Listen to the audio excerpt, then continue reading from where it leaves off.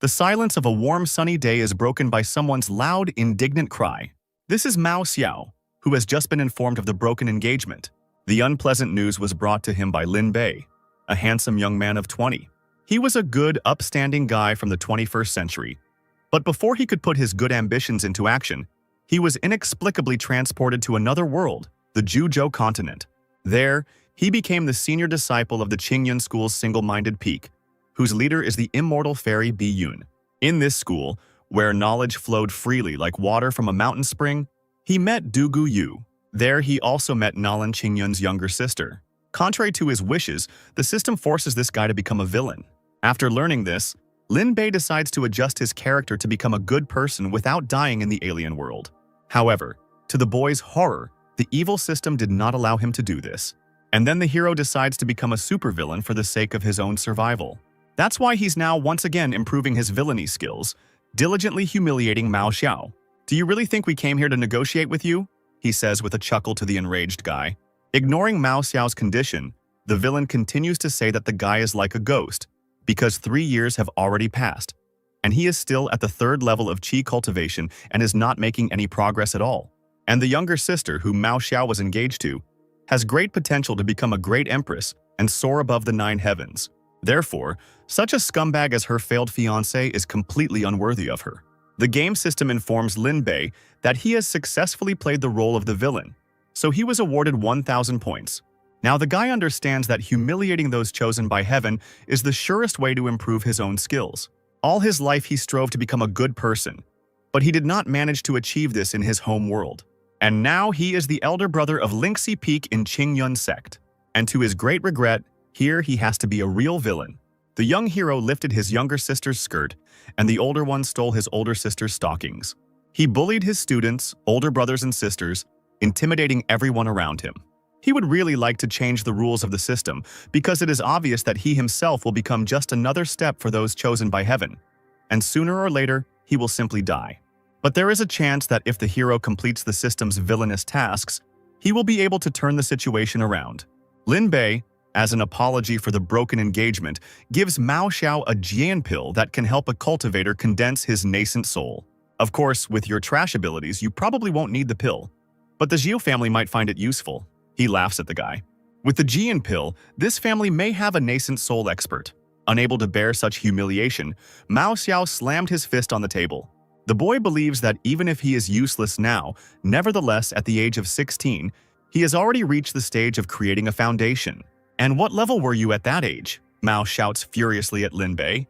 He grins maliciously in response and turns away, reproaching the guy for his arrogance. He approaches his sister and asks her to tell him at what age she reached the same stage of foundation building. The girl obediently begins to tell that 13 years ago, the fairy Bi Yun took her as a student and made her a younger sister. Then she was only 5 years old, and her older brother was 8. 5 years later, Lin reached the foundation stage at the age of 13, and she herself, with the help of her brother, reached the same stage at 15. What he heard leaves Mao in a state of shock and disappointment. His self-confidence takes a huge hit. The guy's heart is on the verge of breaking, and his chi of luck drops by a whole 500 points. For the achieved result, the joyful Lin receives 100 points of luck and a whole 1,000 points of villainy. Encouraged by his success, he decides to add some more fuel to the fire.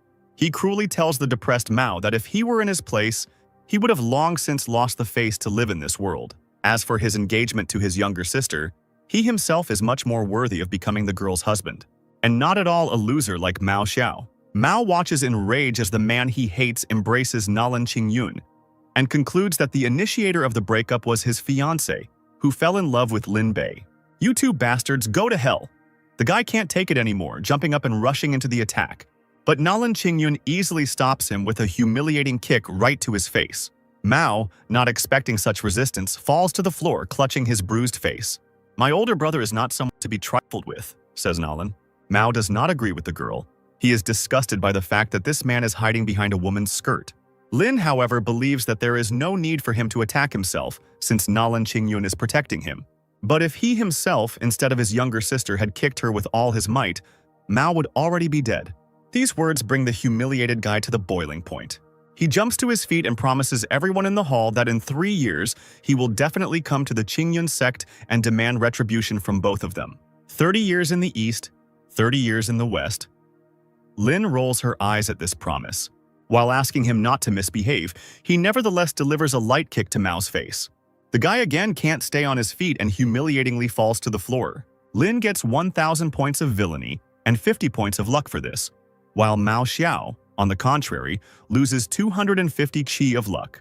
Zhengge Xiao tries to intervene to protect his family's disciple, but is stopped by another elder. The white-haired Ouyang reminds the man of the consequences that would result if he were to be hostile to the Qingyun sect.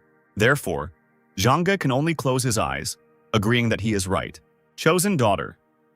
Gu Yue approaches Mao, worried about his well-being. She showed up to help him.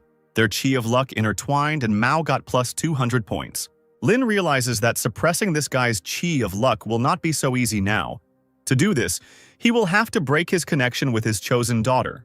With a chuckle, he notes out loud that Mao is only capable of hiding behind women's backs. Mao Xiao is so shocked by these words that he can't even respond with anything other than an indignant cry. Lin continues to say that Mao recently refused to call off his engagement to Nalan Qingyun, and now he is already embracing another woman. The villain believes that Mao has no face or shame, since he is ready to welcome any woman who throws herself into his arms. What a pity it's a flower inserted into cow shit, he says, wiping away non-existent tears with a handkerchief. Gu Yue holds Mao's hand, urging him not to fall for other people's tricks. Don't think you're a genius. In my eyes, your talent is only average, the girl shouts, pointing her finger at Lin. But this backfires, and Mao Xiao, who reached the foundation stage much later than Lin, becomes even more upset. His self-esteem plummets, and his luck drops by 100 points at once. If the system hadn't told Lin that Gu Yue was the chosen daughter, he would have definitely thought that she was on his side. He folds his hands and bows slightly, acknowledging the girl's rightness and expressing the hope that she will be able to guide him. Worriedly, Gu Yue turns to Mao and asks if he is okay, to which the guy explodes and roughly pushes her away, shouting to leave him alone. Lin deftly catches the girl by the shoulders, preventing her from falling. Mao runs out of the room and she shouts after him in frustration. Breaking free from Lin's embrace, the girl quickly runs after Mao Xiao. At this point, the ugly scene ends and everyone leaves the hall. The day gave way to night, and the bright moon, rising high, filled everything around with its quiet, silvery glow. After receiving 3,000 villain points, the system finally told Mao Xiao's next chance to rise today. Lin Bei can't let this happen, so he sneaks into the Xiao family's back mountain. Mao tirelessly dives into the depths of Yin Yue Lake, trying to get one important thing from there, but all to no avail. So he contacts Deng Lao to discuss his unsuccessful search. The guy complains to him that there is nothing special at the bottom of this lake, just ordinary stones. Meanwhile, somewhere in the forest nearby, a satisfied Lin stands. He successfully snatched the lucky opportunity of the Four Directions Spirit Box from Mao, for which the system awarded him 400 luck points and 20,000 villain points. The Four Directions Spirit Box is an artifact that came from the Immortal Realm to the Nine Dynasties continent. It can extract the essence of all spiritual objects placed inside and condense them into origin stones. While examining the unusual artifact, the guy doesn't notice movement behind his back. Lin Bei, a surprised Gu Yue calls him. The guy jumps up in fright and does a somersault in the air. The girl asks again what he is doing here on the back mountain of the Xiao family, to which Lin replies with a smile that he couldn't sleep today after their morning meeting. Gu Yue's graceful figure lingered in his mind and did not give him peace, so he unconsciously ended up here. Gu Yue doesn't buy into his chatter, immediately realizing that this man is here to harm Brother Mao. So she no longer wastes time talking, but immediately tries to attack. Lin easily dodges her blow. He looks at the confused Gu Yue with a sly smile. While the girl has not yet had time to come to her senses, he reaches out and carefully grabs her wrist. In one fluid movement, Lin pulls the girl towards him. "If you ask me how deep my love for you is, the moon represents my heart," he says to her, looking into her eyes and holding the stem of a red rose between his teeth. For teasing his chosen daughter, the system generously awards him 1,000 villainy points. Suddenly, Lin hears a loud voice behind him demanding that he let the girl go. He turns around and sees the girl's guardian, named Gu Xiu, standing in front of him. Lin feels a terrifying pressure and can't even move. The man in front of him is so powerful. The system offers him help, but he will have to spend as much as 10,000 villainy points to get the method of salvation. Out of desperation, Lin agrees, and all the information about Gu Yue and the rescue plan appear before his eyes. At this time, Gu Xiu asks the girl what he should do with the person who offended her. The girl exhales heavily and makes a difficult decision. She orders Lin to be killed to prevent him from influencing her beloved brother Mao. After receiving his mistress's permission, Gushu begins to attack. Obeying his power, the fiery hand begins to strangle Lin Bei. But the guy still manages to croak out inaudibly that he has something for Lady Yue. But the girl has no intention of listening to him. Therefore, Gushu clenched his palm, increasing the strength of the strangulation. The seed of gluttony water has appeared in your body. Lin screams with all his might. The hand strangling him disappears in that same second. Lin continues to say that the seed of the water of gluttony is one of the 10 great magical waters, and right now it is in Madame Yue's dantian. If she doesn't believe it, she can ask Gushu to take a look and confirm. Yu looks at the man thoughtfully and still agrees. After receiving permission, Gushu begins his inspection. Damn it, this is truly the seed of gluttony. He opens his eyes in disbelief and wonders who has the audacity to use the mistress as a cauldron. Lin replies with a grin that he knows the identity of this man. Perched on the edge of the roof with his mistress and Lin, Gushu uses his secret technique to observe Mao, whom they suspect. The man is in the stage of transformation, so it is impossible to detect him, being only in the stage of inception. Therefore, now all the cultivators are watching with some surprise what Mao Xiao is doing. Now they know that Lin was right and that this guy is really to blame for what happened. Now, seed of the water of gluttony. They hear Mao's cries. The guy looks at the result of his efforts with a satisfied smile. Right now, he is using the demon cultivation technique, and the tabby cat lying in front of him is turning into a huge tiger, and the fiery force immediately engulfs the unfortunate animal. Gu Yue covers her face with her hands in horror. Now there is no doubt about the identity of the owner of the water of gluttony. She thinks about how for some reason it always rains at such terrible moments, adding even more sadness to the whole situation. Old man, can you untie me already? Lin turns his head to Gushu. Hearing a rude order to shut up in response, he rolls his eyes in displeasure. Another system window appears, and the guy sees that Gu Yue and Mao Xiao have temporarily separated, due to which his chi luck has increased by 20 points. And as a reward, he receives another 1,000 points of villainy. At this time, his younger sister Nalan Qingyun comes to his room. She brought her older brother a dish that she had prepared with her own hands. But to her surprise, the room turns out to be empty. The girl doesn't know that her older brother is currently in one of the many hotels in this city. He is still tied up and all he can think about is whether they will let him go today. Guye comes out of the shower.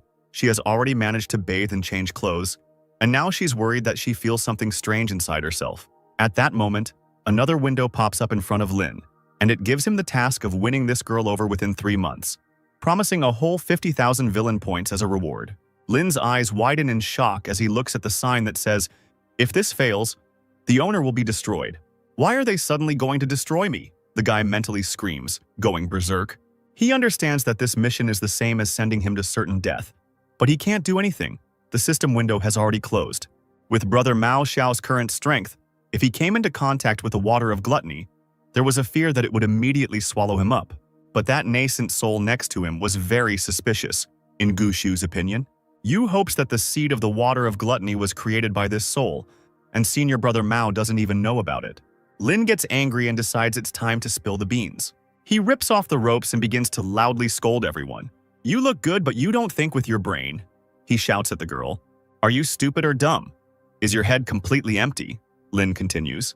He harshly tells Gushu that the man has a weak mind despite his high level of cultivation, because he allowed someone to use the lady for his own purposes and still thinks it is reasonable. Hypothetically speaking, it makes absolutely no difference whether the water of gluttony is related to that nascent soul, because now that Mao Xiao has obtained that seed, they have all become his cauldron. And besides, why does a nascent soul need such a cauldron at all? Seeing the expression on Mrs. Yui's face, the boy exhaled and fell silent, fearing punishment. He freezes and hesitantly raises his hand, intending to say something in his defense. But suddenly, instead of anger, Yue begins to sob loudly. The girl, through tears, says that she grew up with Mao since childhood, and simply cannot believe that he is capable of such meanness, and then suddenly clutches her stomach. Gushu immediately runs up to his mistress. The girl falls to her knees and rests her hands on the cold floor, and the keeper freezes in indecision. Yue, having learned about the water seed, tried to burn it with the family mystical fire. Apparently, this caused a backlash. Lin selfishly thinks that if Yue dies, the task issued by the system will also become invalid. Plus, he's a villain, so it doesn't matter that he doesn't save someone dying right in front of him. Moreover, this girl also tried to kill him. Despite his thoughts, Lin still cannot do something so bad. Unable to bear it any longer, he asks the system to open a store and list items that conceal the seed of the water of gluttony. The system opens the villain shop and the guy sees a few suitable items, but each of them costs just under 1,000,000 villain points, while he only has 30,000. And then he notices the method of pure yin and yang, which costs exactly 30,000.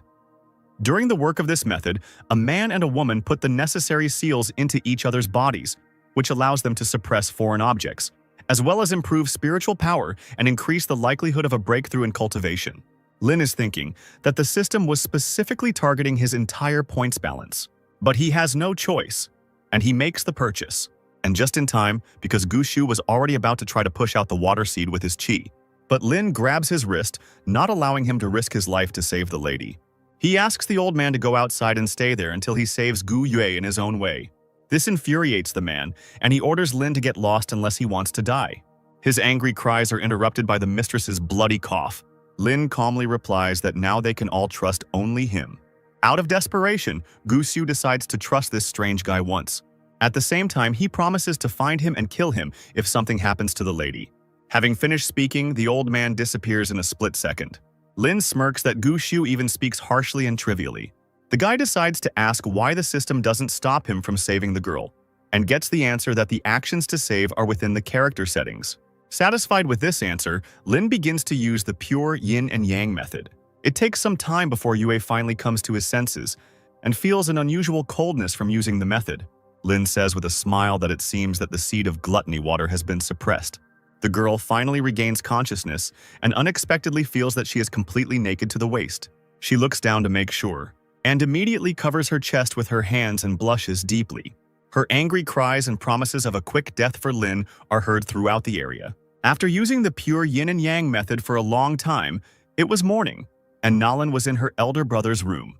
She opened her sleepy, reddened eyes, and her gaze did not promise anything good to her brother. The girl resolutely stood up from the table where Linya had been waiting all night. She never heard from him again, which led her to conclude that someone was having so much fun that they forgot about their little sister. Unaware of the latest threat, Lin leaves the hotel at this time. His face and body are covered with growing bruises and abrasions. He promises himself in his mind that within 3 months, he will make Gu Yue kneel at his feet. A mother passing by with a child tells the baby not to look at the strange man who looks like an idiot. Having laughed vilely at this, Lin finally returns home. He feels like no one noticed that he spent the whole night at the Xiao family. Contrary to his thoughts, Sister Nalan silently appears right behind his shoulder. And again the sounds of powerful and cruel blows spread throughout the area. At this time, Gu Yue and Gu Shu were discussing that with the appearance of another person, the scope of application of the invisibility technique would expand. Behind them, Lin appears again, this time with his sister Nalan. Together they watch as a boy named Zhao Jian moves towards Mao's house. He comes inside without knocking to check on Mao and whether his wound is healing. But what he sees in the house shocks the boy. "What are you doing?" he screams in panic. To which Mao Xiao replies with a slight smile that he is recycling the corpse of a gray demon wolf to heal himself. With a scream, Zhao rushes straight at him and demands that he stop. The gray demon wolf belongs to him. The guy uses it as a medicine for his sick mother. Every day she needs medicine, and only this wolf can support her condition until the wounds of the boy himself and his sisters heal, so that they can hunt another wolf. But now Mao Xiao has ruined everything, and Zhao regrets helping that heartless bastard. Mao replies that he was grateful for saving him before, but now they want to kill him over a trifle. "So don't accuse me of being impolite," Mao says, grinning nastily. Releasing his power, he commands the flames of gluttony to devour the man. "Ungrateful trash!" Zhao shouts, only now realizing what's going on. The dying boy's screams are heard by his mother and sister, who remained waiting for him on the street. Frightened, they push the door and enter the house. To their horror, they see the already cooling body of the dead Zhao. They immediately understand who is guilty of his death. Mao tells them that he did not intend to kill Zhao, and that he himself is to blame for what happened. Seer, the deceased's sister, is eager to avenge her brother, but her mother stops her. She takes her daughter away from this terrible house because she understands perfectly well that they will not be able to defeat such a strong and cruel person. Xiao Mao, with a mocking smile, tells them after them that he is honest and fair and will not kill innocents indiscriminately. Gu Yue and the other cultivators were still watching everything that was happening. The girl, in a fit of anger, breaks a tree branch with her hands, swearing at Mao. Gushu asks her to go back to the residence and not to be seen by that person so as not to get hurt. Deciding not to look at this horror any longer, they prepare to leave, but Lin remains. The system notifies that Mao Xiao lost 3,000 luck points at once, while Lin himself gained 600 luck points and a whole 30 points of villainy, which fully compensates for the points spent on saving the girl. In the evening, Lin heads back to the sect on a flying house. He sits at the table looking thoughtfully out the window. Now Mao Xiao has no luck left to use, and that's good for Lin. But the guy is unnerved by the presence of Gu Yue, who for some reason is also heading to the sect with him. She is not a disciple of the sect, and Lin asks if she is afraid that Mao Xiao will find her, to which the girl sadly lowers her eyes to the floor. Lin realizes that she still has feelings for Mao Xiao, but with her arrival, it will be more convenient for the guy to carry out the system's task, so he decides not to waste time. Lin touches the girl's chin with his fingertips and makes her lift her head slightly to look into her tear-stained eyes. The guy quietly says that he didn't mean to bully her at all, but he has to ask if Yue is afraid that he will eat her since she is on his territory. A sly grin appears on his face as he leans even lower towards the young lady's face. The villain's points increase by another 500, and Yue screams indignantly and moves away. Lin presses even harder, gently pushing the girl and laying her completely on the bed. Gu Yue recalls out loud that Lin has already seen every part of her body and blushes again. The system notifies that the conquest progress is 35%. It was at this moment that the door opened and Nalan silently entered the room, and the dishes she had brought with her fell out of her hands. The girl freezes on the threshold, shocked by what she saw. Lan understands that he is finished. The girl, without thinking, takes the scabbard in her hands and slowly draws her sword. And again, the loud screams of the guy and the sounds of blows overtaking him begin to be heard. He is saved from the final massacre by a flame that suddenly appears outside the window. Looking outside, the cultivators realize that it is stone fire. Below them stands a stone dragon, a foundation peak level monster that loves to devour minerals and contains a stone fire seed that is a class lower than mystic fire. His talent is hard armor, which can transform ingested minerals into the surface of his skin, forming a hard shell. The stone dragon directs a stream of its flame at the tree behind which a small, frightened man is hiding. The baby had already said goodbye to life when suddenly the fire died down and the sounds of battle began to be heard. Looking out from behind the tree, he saw that the stone dragon had been defeated. Lin, who easily dealt with the dragon, is going to bring it to his master, who loves such things. The joyful baby looks at his savior with huge eyes shining with delight. Meanwhile, a scandal erupts in the flying house. Nalan yells loudly at Yue, sending her back to Mao Xiao, to which she replies that she is not going anywhere and that she likes being here. Nalan decides that this girl has her eye on her older brother, and this fact makes her incredibly angry. She was sure that her beloved elder brother would never be interested in someone like this Gu Yue. Their heated argument is interrupted by the opening door. A happy and proud Lin enters, carrying a huge carcass of a stone dragon on his shoulder, and next to him stands the rescued baby. The girls immediately put on the most innocent look possible. Lin is extremely tired, so the first thing he does is take a sip of water. He sits down on a chair and a little man carefully pours him a cup of water from a decanter. Lin automatically says thank you and takes his first sip. And then he chokes on the water and spits it out sharply right on the baby. "What is this little thing?" the boy shouts. To which the girls respond that this thing returned with him and they just wanted to ask about it. Realizing that they said this phrase at the same time, the girls immediately start snapping at each other. Lin, meanwhile, leans tiredly on the table and asks the little man where he came from, to which the baby actively gesticulates and begins to babble something. According to Lin, the creature says that it was attacked by a large and terrible stone dragon. The monster breathed hot fire on him, so the baby got scared and hid behind the nearest tree. And then Lin appeared and heroically killed the terrible dragon and saved the baby. Gu Yu looks at the unusual little man in surprise. Nalan, with no less interest, carefully touches him and asks Lin what the name of this baby is. Lin decides to find out from the system what species this little man belongs to. Checking the basic information about this creature will cost him 10,000 villainy points. Lin gets mad and swipes the window with his hand, not ready to pay so much for a piece of information.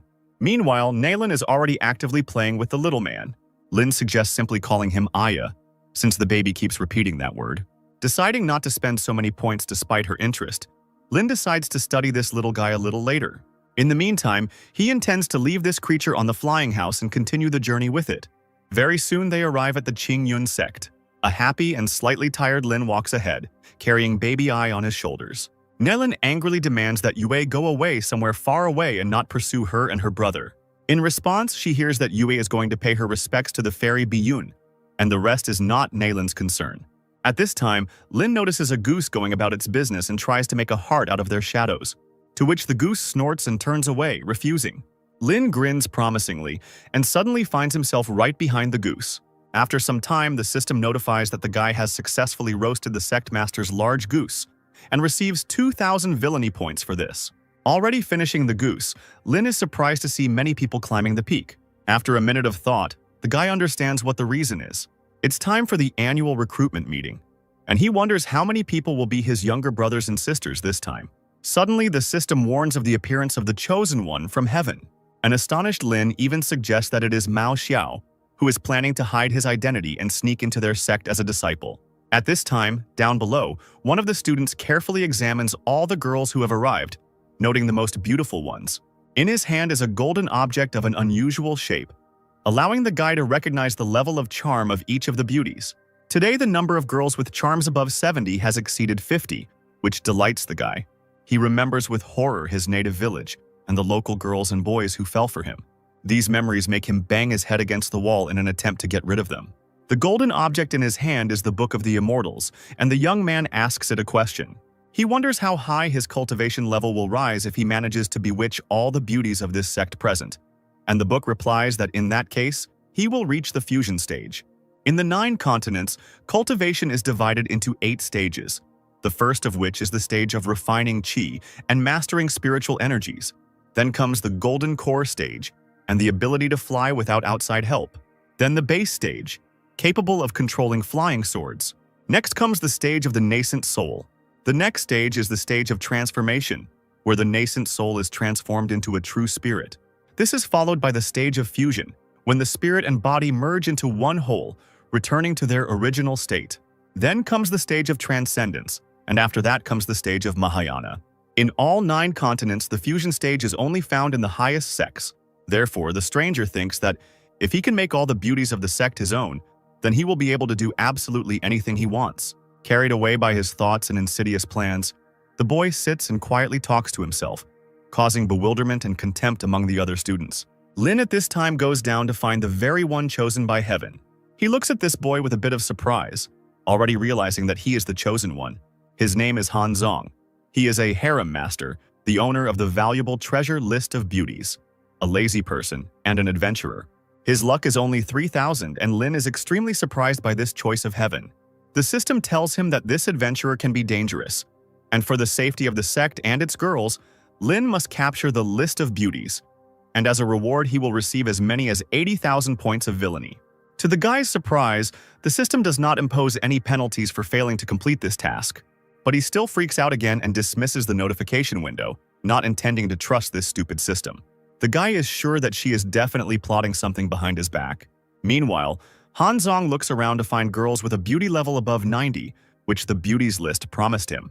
At the moment, he had only seen a maximum of 89 beauty points. The guy freezes in delight right on the stairs when he sees a girl coming down. The stranger's facial features are simply delightful. Han Zong can't find words to describe how beautiful she is. The beauty list tells him that the girl's name is Dugu Yu. Her charm level is 99 points, and she is an unrivaled beauty. The guy immediately asks the treasure what level he can reach if he conquers this beauty. The beauty list tells him that it will be a golden core. Han Zong grins dirtily as he targets Dugu Yu, but he immediately becomes furious when Lin Bei, who is still unfamiliar to him, approaches the girl. "How dare he approach my woman?" Han Zong mentally fumed. Lin asks Dugu Yu why she is here instead of the master, to which the girl explains that the master is currently in seclusion and asked her to replace him. Lin is willing to bet that their master is actually in the Garden of Eden right now, and he turns out to be absolutely right. In the Qingyun sect's Paradise Garden, Biyun sneezes loudly, immediately guessing that it was Lin Bei who was saying something behind her back again. Xiaoli immediately hands the girl a clean handkerchief.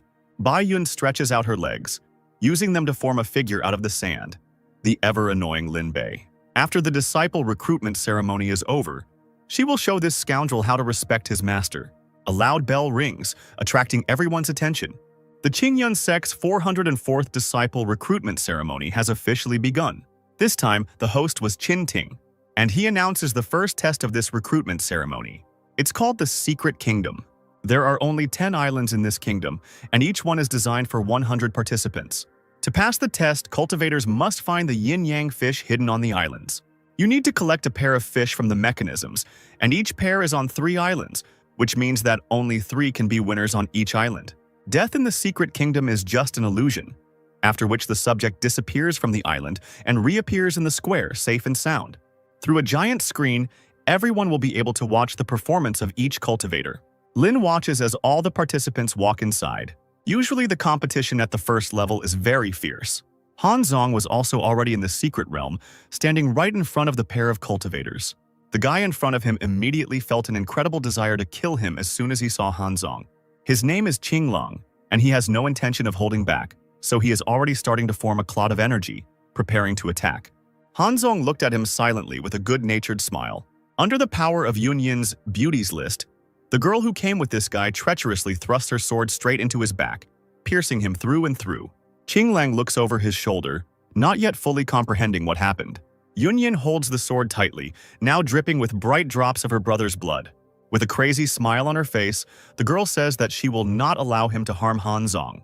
The audience watches in amazement as Yunyin, as if under a spell, approaches Hanzong and kindly asks if she did everything right. The most beautiful girls, ready for anything, instantly gather around this guy. Lin thinks this guy is really dangerous. Suddenly, he finds himself wanting to kill Hanzong too. Not only he, but also Genren Zixiao, the lord of Qingshu and Zixiao Peaks, felt the same way now. And all the other elders and masters now feel the same way. And the fairy Kang Lian finds this young man very attractive, and even thinks of inviting him to the peak of the heavenly azure lotus. Another peak master senses something similar, and they all begin to realize that this is all very strange and suspicious. Lin suspects that this guy just has a new ability, so he asks the system to update his panel. Indeed, Hanzong had gained a new ability, Devilish Charm, and even this guy's luck immediately increased by 100 points. An impressive group of girls had already gathered around him, admiring his talent.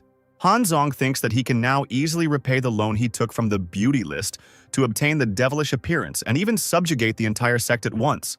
One of the participants crawls towards Hanzong and the girls with the last of his strength, not understanding why his beloved betrayed him so suddenly today. He grabs her leg with his bloody hand, asking her to pay attention to him. This makes the girl furious. "How dare you touch me with your filthy hands?" she screams in rage, raising her sword over his body. "I'll kill you!" she screams and lowers the sword, cutting through the body of her former lover. He disappears immediately, but on the girl's ankle, the bloody mark from his hand still stands out as a bright spot. So she says that since this leg was touched by another man, it should now be cut off too. This leg is defiled and must be destroyed.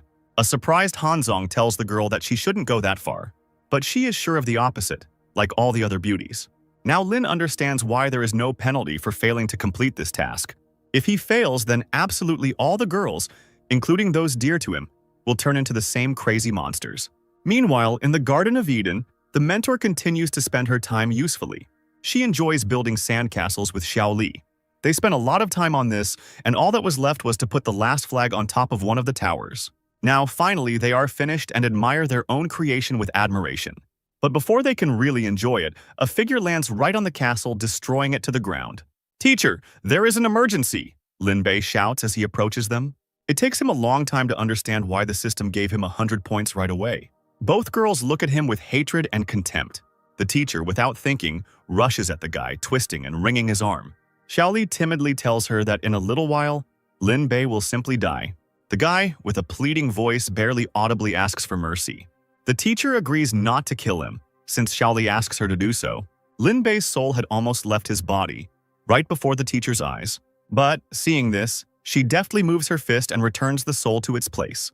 Then, as if nothing had happened, the girl asks what happened.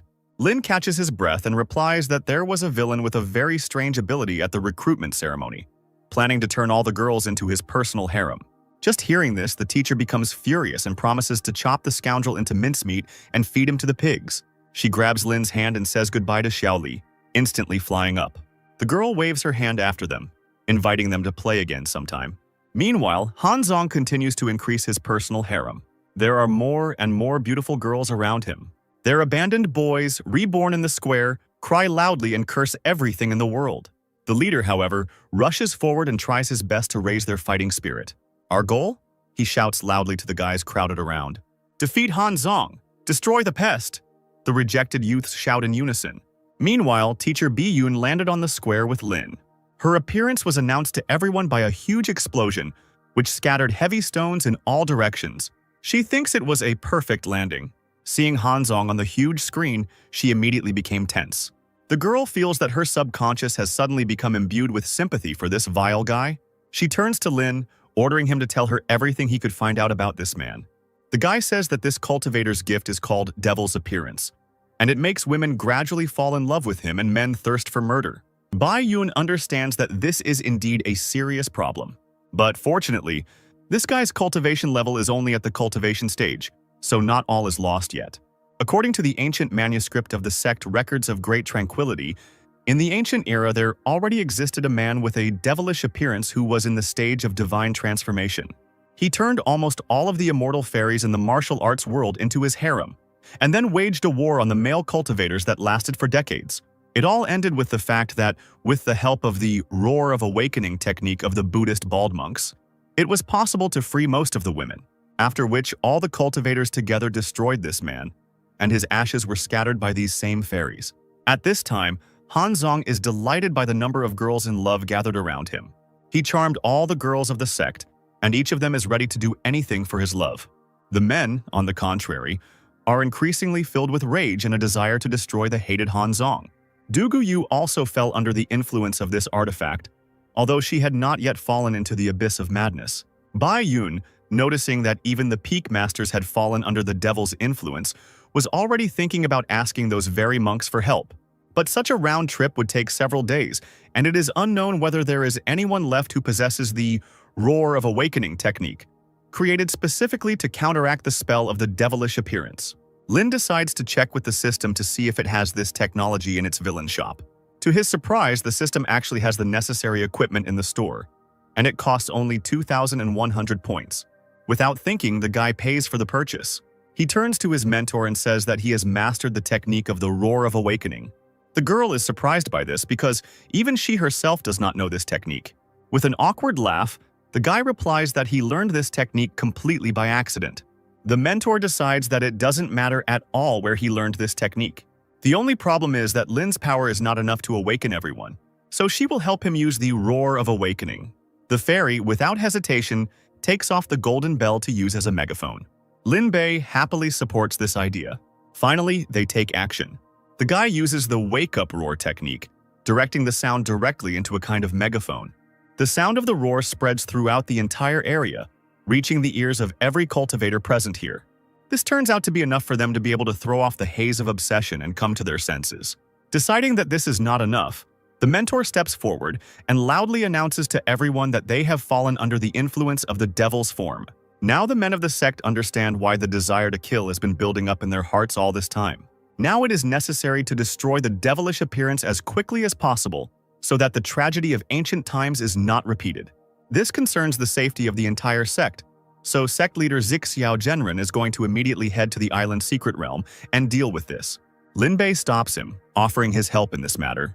Having received consent, the guy goes to the secret kingdom. He did this because if the sect leader himself killed Han Zong, the mission to capture the beauties list would be considered a failure, so he volunteered to deal with the problem himself. Bai Yun agrees with this because only Lin possesses the Awakening Roar technique, the perfect remedy against the devilish form. The other elders agree with this argument and, to help Lin, set up containment arrays outside to prevent the criminal from escaping. Such rare opportunities to both save the face of a righteous person and carry out a villainous task come very rarely to Lin, so he is extremely pleased. He calmly heads straight towards Han Zong, who is looking around with a victorious air, looking for another beauty. "It's you, the one who had an affair with my wife," Han Zong cries out when he sees Lin. Lin scratches his head thoughtfully, trying to figure out which wife exactly, since there are clearly quite a few of them. Han Zong grins maliciously, confident that all men who approached his women must die. So he orders the girls in love to kill this guy, and they obediently go to the new enemy. Without waiting for them to approach, Lin Bei activates his skill. A powerful wave of sound knocks both girls off their feet and finally brings them to their senses. They come to their senses and try to understand where they are and what happened. In horror, they begin to realize the heinous acts they committed under Han Zong's influence. The guy who doesn't understand anything shouts at them to quickly finish off this white-skinned puppy. Lin chuckled at this statement and told Han Zong the good news that he had neutralized the influence of the devilish form. This makes Han Zong grit his teeth in a fit of impotent rage.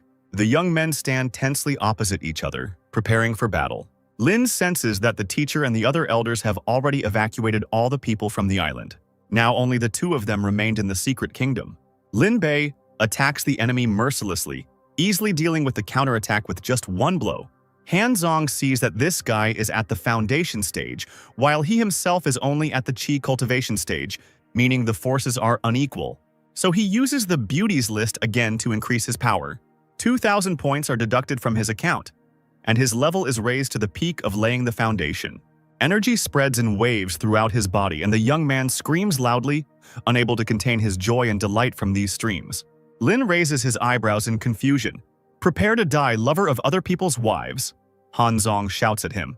"Now you are definitely finished, fall under the might of my power." Han Zong strikes and Lin easily dodges it. He thought it would be more difficult to deal with this guy.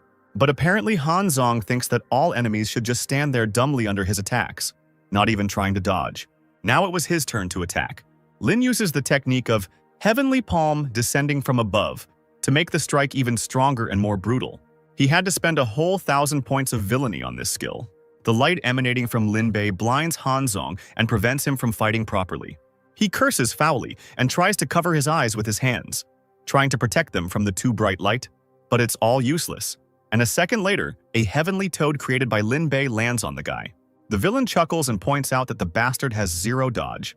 At his command, the heavenly toad steps aside, allowing Lin to approach Han Zong's crushed body. The villain squats down and searches the pockets of the deceased, trying to find the list of beauties. And just as he succeeds, suddenly the bloody hand of Han Zong tries to grab the treasure. The villain shouts in delight that this guy survived even after turning into a bloody mess. Han Zong mutters softly that he cannot die so easily, because he is destined to become a great ruler who rules the entire world. So he donates everything he has to the beauties list and asks them to give him strength in return. An extremely surprised Lin watches as Han Zong assumes his second form. The guy's entire body is filled with purple light. His flesh gradually melts, and only bones remain, on which unnecessary clothes hang like a sack.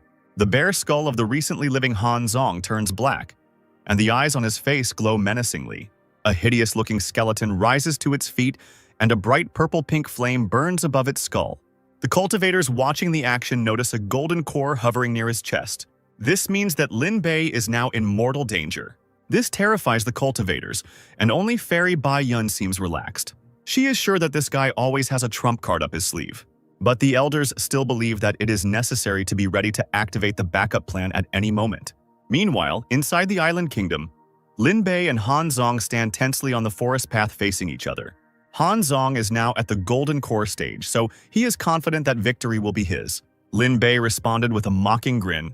This impudence makes Han Zong even more angry, and he plans to use the golden core divine technique to instantly destroy the enemy. The boy stretches out his bony hand and tries to activate the divine technique. He doesn't succeed the first time, so he tries again. But even the second time, not a single movement of chi towards Lin was observed. Lin Bei covers his mouth with his hand and giggles disgustingly. After reaching the peak of foundation laying, the process of compressing the liquid spiritual force into Dantian begins. During this compression, the owner of spiritual power leaves multi-layered imprints of his soul on the surface of the future golden core. After successfully breaking through to the gold core level, these imprints form a mysterious pattern. And it is this pattern that contains the innate ability, that very divine golden core technique. And Han Zong's core is smooth as an egg, and Lin saw it clearly from the very beginning. So he burst into loud mocking laughter. Han Zong clenched his bony fists helplessly. "Shut up," he growls, gathering his chi again and launching another attack. Lin easily dodges the angry Han Zong's fist. The skeleton is sure that now he is much stronger than this idiot who managed to encroach on his woman. This guy, in his opinion, is just a pathetic coward who only knows how to run and dodge. But Lin is not at all embarrassed by this characterization, and all he does next is run away and dodge again. The cultivators, tired of watching this long chase, are laying out the playing cards.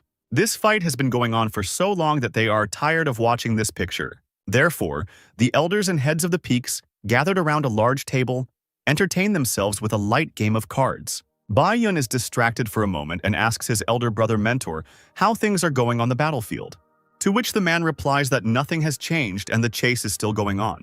But after finishing his last sentence, the mentor notices that the opponents have stopped. Something has clearly changed.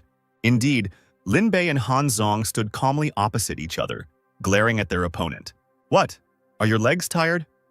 Are you finally ready to die?" the skeleton asks, unable to bear it any longer. Lin smiles and replies that he actually stopped running simply because there was no longer any need to. Han Zong initially thinks that he is being fooled again and becomes even more angry. The skeleton charges, but to his surprise, Lin stops the attack with just a touch of his palm. In fact, he was deliberately dodging in order to exhaust the enemy's spiritual energy reserves. Han Zong's fake golden core, without the constant supply of spiritual power, would simply crumble from within. The skeleton, in horror, touches with his palm the place where the golden core should be. "He has no more strength." Lin laughs at him. The guy takes a firmer hold of the skeleton's second hand, still extended towards him. One sharp movement and he easily tears the bone out of the joint. Han Zong screams furiously in pain and horror that has belatedly overtaken him. Lin throws the bone aside. He's dragged things out long enough. It's time to deal with this Han Zong once and for all. The villain extends his hand closer to the guy and smiles with anticipation. Han Zong freezes, already knowing how it will end. A powerful explosion is heard. The body of the finally dead guy takes on its original form, and his remaining luck goes to the winner. Lin completed the task given by the system and received the promised 80,000 points of villainy for it. It has received a beauties list, and now the system is being updated, promising new features to appear very soon. His mission is accomplished and the guy returns back to the real world. He honorably completed the task given to him and dealt with Han Zong. Bayun proudly praises his disciple. The mentor allows the student, as a reward, to visit the martial arts hall and choose any one secret technique. This is a great fortune because usually access to the martial arts hall is open only to students who have reached the level of the Golden Core. In order to eliminate the consequences caused by Han Zong's interference, the Qingyun sect held a new disciple recruitment ceremony. As a result, 20 people successfully passed all the tests and joined the sect. 2 days later in the Pavilion Library, Lin decided to take advantage of the generous reward and entered the martial arts hall. He thoughtfully examines the shelves of books, looking for something that suits him and discarding useless sections. There is too much here that can in no way be useful to him with his villainous system. The young man's attention is drawn to the section of formation techniques, on the sign of which the inscription, "No Idiots Allowed," is displayed. This postscript was clearly written by the hand of his beloved mentor. Only she could show such stupid pickiness. Suddenly, Lin's eye catches a sign with the promising title, Erotic Arts. Without thinking, he grabs the books from this section, and literally a second later the guy's nose starts bleeding. Paying no attention to this, he continues his study. Drops of blood quietly drip down from the tip of Lin's nose, staining the clean floors of the martial arts hall. The enthusiastic guy would never have thought that cultivators could have fun the way these books described. These tomes don't look very decent. If Lin took them outside, the teacher would definitely beat him to death with them. The guy decides to stay and see what else is interesting here. While studying the most interesting literature, evening comes imperceptibly and the sun sets behind the horizon. Tired and happy, Lin lies with his arms outstretched on a huge pile of various books from that unusual section. This pile contains either prohibited content or something that will never pass censorship. Lin decides that it was a completely useless day and that he wasted his time. And then the guy feels a sharp, unexpected pain in one of his fingers. He raises his hand to his face and notices a cut that has appeared out of nowhere. Lin looks around to find the object that injured him. He immediately finds a small bronze dagger of a rather creepy appearance. The thing in his hand suddenly begins to glow brightly. Lin doesn't understand what's happening and what he should do. Anyone watching from the street can now see a huge column of red flame shooting straight out of the roof of the martial arts hall. "So that's why you sent him to this hall?" Biyun's voice is heard. Fairy didn't expect that Lin would be chosen as the successor. Now both she and the mentor know that Lin is the bearer of the Blue Lotus legacy of their sect. Whether he will be able to obtain the Blue Lotus sword cannon and become the sole heir depends only on fate. After confirming that their plan has succeeded, the cultivators leave. At this time, Lin still doesn't understand what happened. The system tells him that he has received the item Edge of Heaven, which is one of the 9 keys to open the secret realm. and part of the grand legacy belonging to the Chosen One by fate. Although he doesn't understand everything yet, the guy guesses that he has received something incredible. But in order to open the secret kingdom of Kinlian, it is still necessary to collect all 9 keys, and then you will need to fight with the remaining 8 heirs from different sects to determine the only worthy one. Lin believes that such a selection is very difficult and tough, but the system hints to him that it is not at all necessary to defeat all the heirs. It is enough to simply take possession of all the available keys. Lin immediately remembers one very clever function of his villainous system. With its help, the guy materializes the sealed Blue Lotus sword cannon. Who would fight fair anyway? He laughs happily. On the Juzhou continent, all practices are divided into 2 types, ordinary and hereditary. Conventional practitioners follow the standard path of a cultivator, progressing through the stages in order. Obtaining the Edge of Heaven means becoming a hereditary practitioner. The Blue Lotus sword cannon requires that a hereditary practitioner accumulate 4 to 5 times more spiritual energy at the foundation stage. Then, as you move towards the golden core, using secret techniques, 2 cores are forged in Dantian, a spherical one and a sword-shaped one. After the successor reaches the stage of spirit generation, a powerful flying sword spirit will also appear, and only the one who obtains the complete cannon of the Blue Lotus sword will become the sole heir. Lin is extremely dissatisfied with the fact that he had to spend 130 points of villainy to obtain the Blue Lotus sword cannon. And now, the system tells him that he needs to spend another 900,000 points to remove the seal from him, and this makes him scream with anger. The guy decides that there is no point in killing himself over the points spent. But then, in a rage, he throws the tome that cost him so much money at the wall. The whole house shakes from the force of his rage. Having calmed down a little, Lin tries to think of something. Having failed to come up with anything worthwhile, he still asks the system if it has any ideas, to which she unexpectedly suggests 3 methods. This is a special bloodline, special techniques, and pills. Lin immediately notes 2 methods that are unsuitable for him for various reasons. All that remains are pills, which cost only 2,000 points.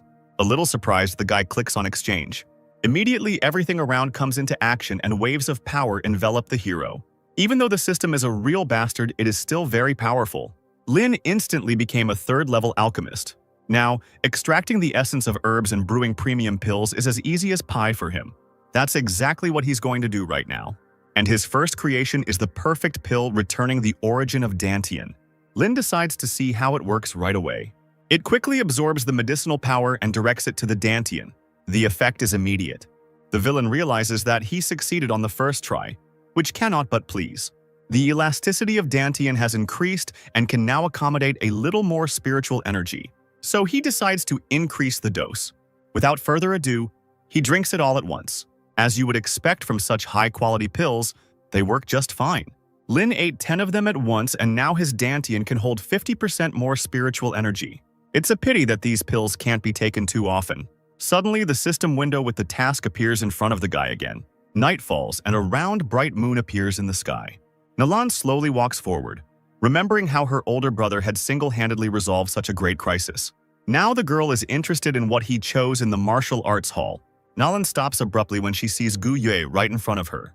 She doesn't like that this strange girl is snooping around here so suspiciously, because most likely she is targeting her beloved older brother. Yu says that she is not interested in Lin at all, and this is complete nonsense. The girls start arguing loudly again, but very soon they suddenly fall silent, having caught some movement behind one of the nearest trees. In unison, they turn in that direction and strain their eyes to try to see what is hidden in the shadows. Nalan is outraged that this is the second suspicious snoop today. "Stop!" she shouts at the stranger in black who appears. Gu Yue, however, doesn't intend to waste time on meaningless shouting and intends to catch the scoundrel. She takes out her whip and points it towards the stranger without hesitation. In a split second, it wraps around the shin of a rapidly running guy. Unable to stay on his feet, he falls to the ground with a loud thud. Both girls instantly find themselves next to him, forgetting their differences. "Tell me, why are you walking around here like that?" Nalan demands. The hand of a stranger lying limply on the ground catches her attention. The guy's fingers unclench and the girls see a small round ball in the middle of his palm. Within a split second, it begins to become covered with small cracks. The girls don't have time to react, and there is a very loud explosion. Both of them begin to cough from the smoke that corrodes their lungs and lose concentration. The masked stranger suddenly stands up and neither of them has time to defend themselves. A moment later, the girls are already lying unconscious on the wet, cold ground. having inhaled the soporific smoke. Lin, whose face is hidden behind a mask, picks up Gu Yue's whip. A few minutes later, both girls are already hanging from nearby trees.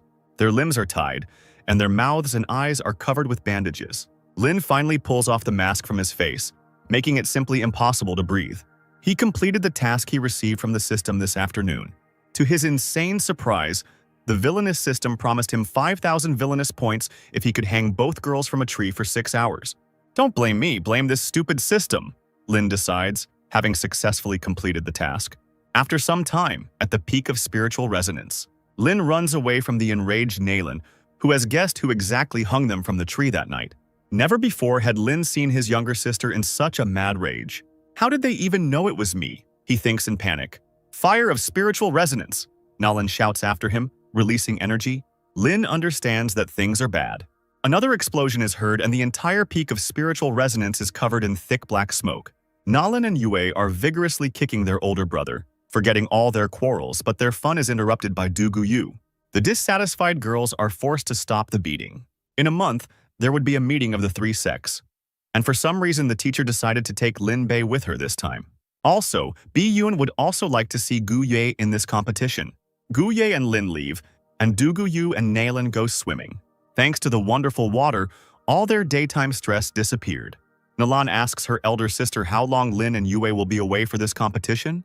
Du Guyu teases her in response, hinting that Nalan will miss her beloved older brother terribly. Not at all. I'll forget even thinking about this scoundrel. Nalan immediately becomes indignant. Du Guyu thoughtfully says that sometimes she feels as if Lin's mischief is not his own doing. She suggests that her friend ask her brother if there is any reason why he behaves this way, but Nalan suddenly notices that their clothes are missing from where they left them. She tells this to Du Guyu, who is still bathing, and the girl opens her mouth in shock, immediately realizing who is to blame. It was Lin Bei who stole their clothes, and both girls screamed in rage throughout the forest, cursing him. At this point, the guy quickly leaves with their clothes because he doesn't want to fail the system's mission and run around the sect naked as punishment. He is ready to smash this damn system with its terrible tasks to pieces. A few days later, Lin Bei, comfortably seated on the edge of the roof, sings a famous romantic serenade at the top of his lungs. Without sparing his own throat, he sings loudly and this sound spreads throughout the entire area. Bai Yun tries her best to ignore the disgusting sounds that are disturbing her sleep. But in the end, the girl can't stand it anymore and opens her eyes, red from fatigue and lack of sleep. The unperturbed Lin Bei continues to perform a beautiful serenade, even while sitting on the roof of his mentor's chambers. This time the system has outdone itself with this task, but the guy can't fail it, otherwise he'll have to run around the entire Qingyun sect naked and skipping. Feeling movement behind his back, the guy turns to the mentor who appeared there as expected. The chrysanthemums have faded, you say?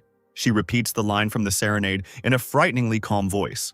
And then there is an explosion.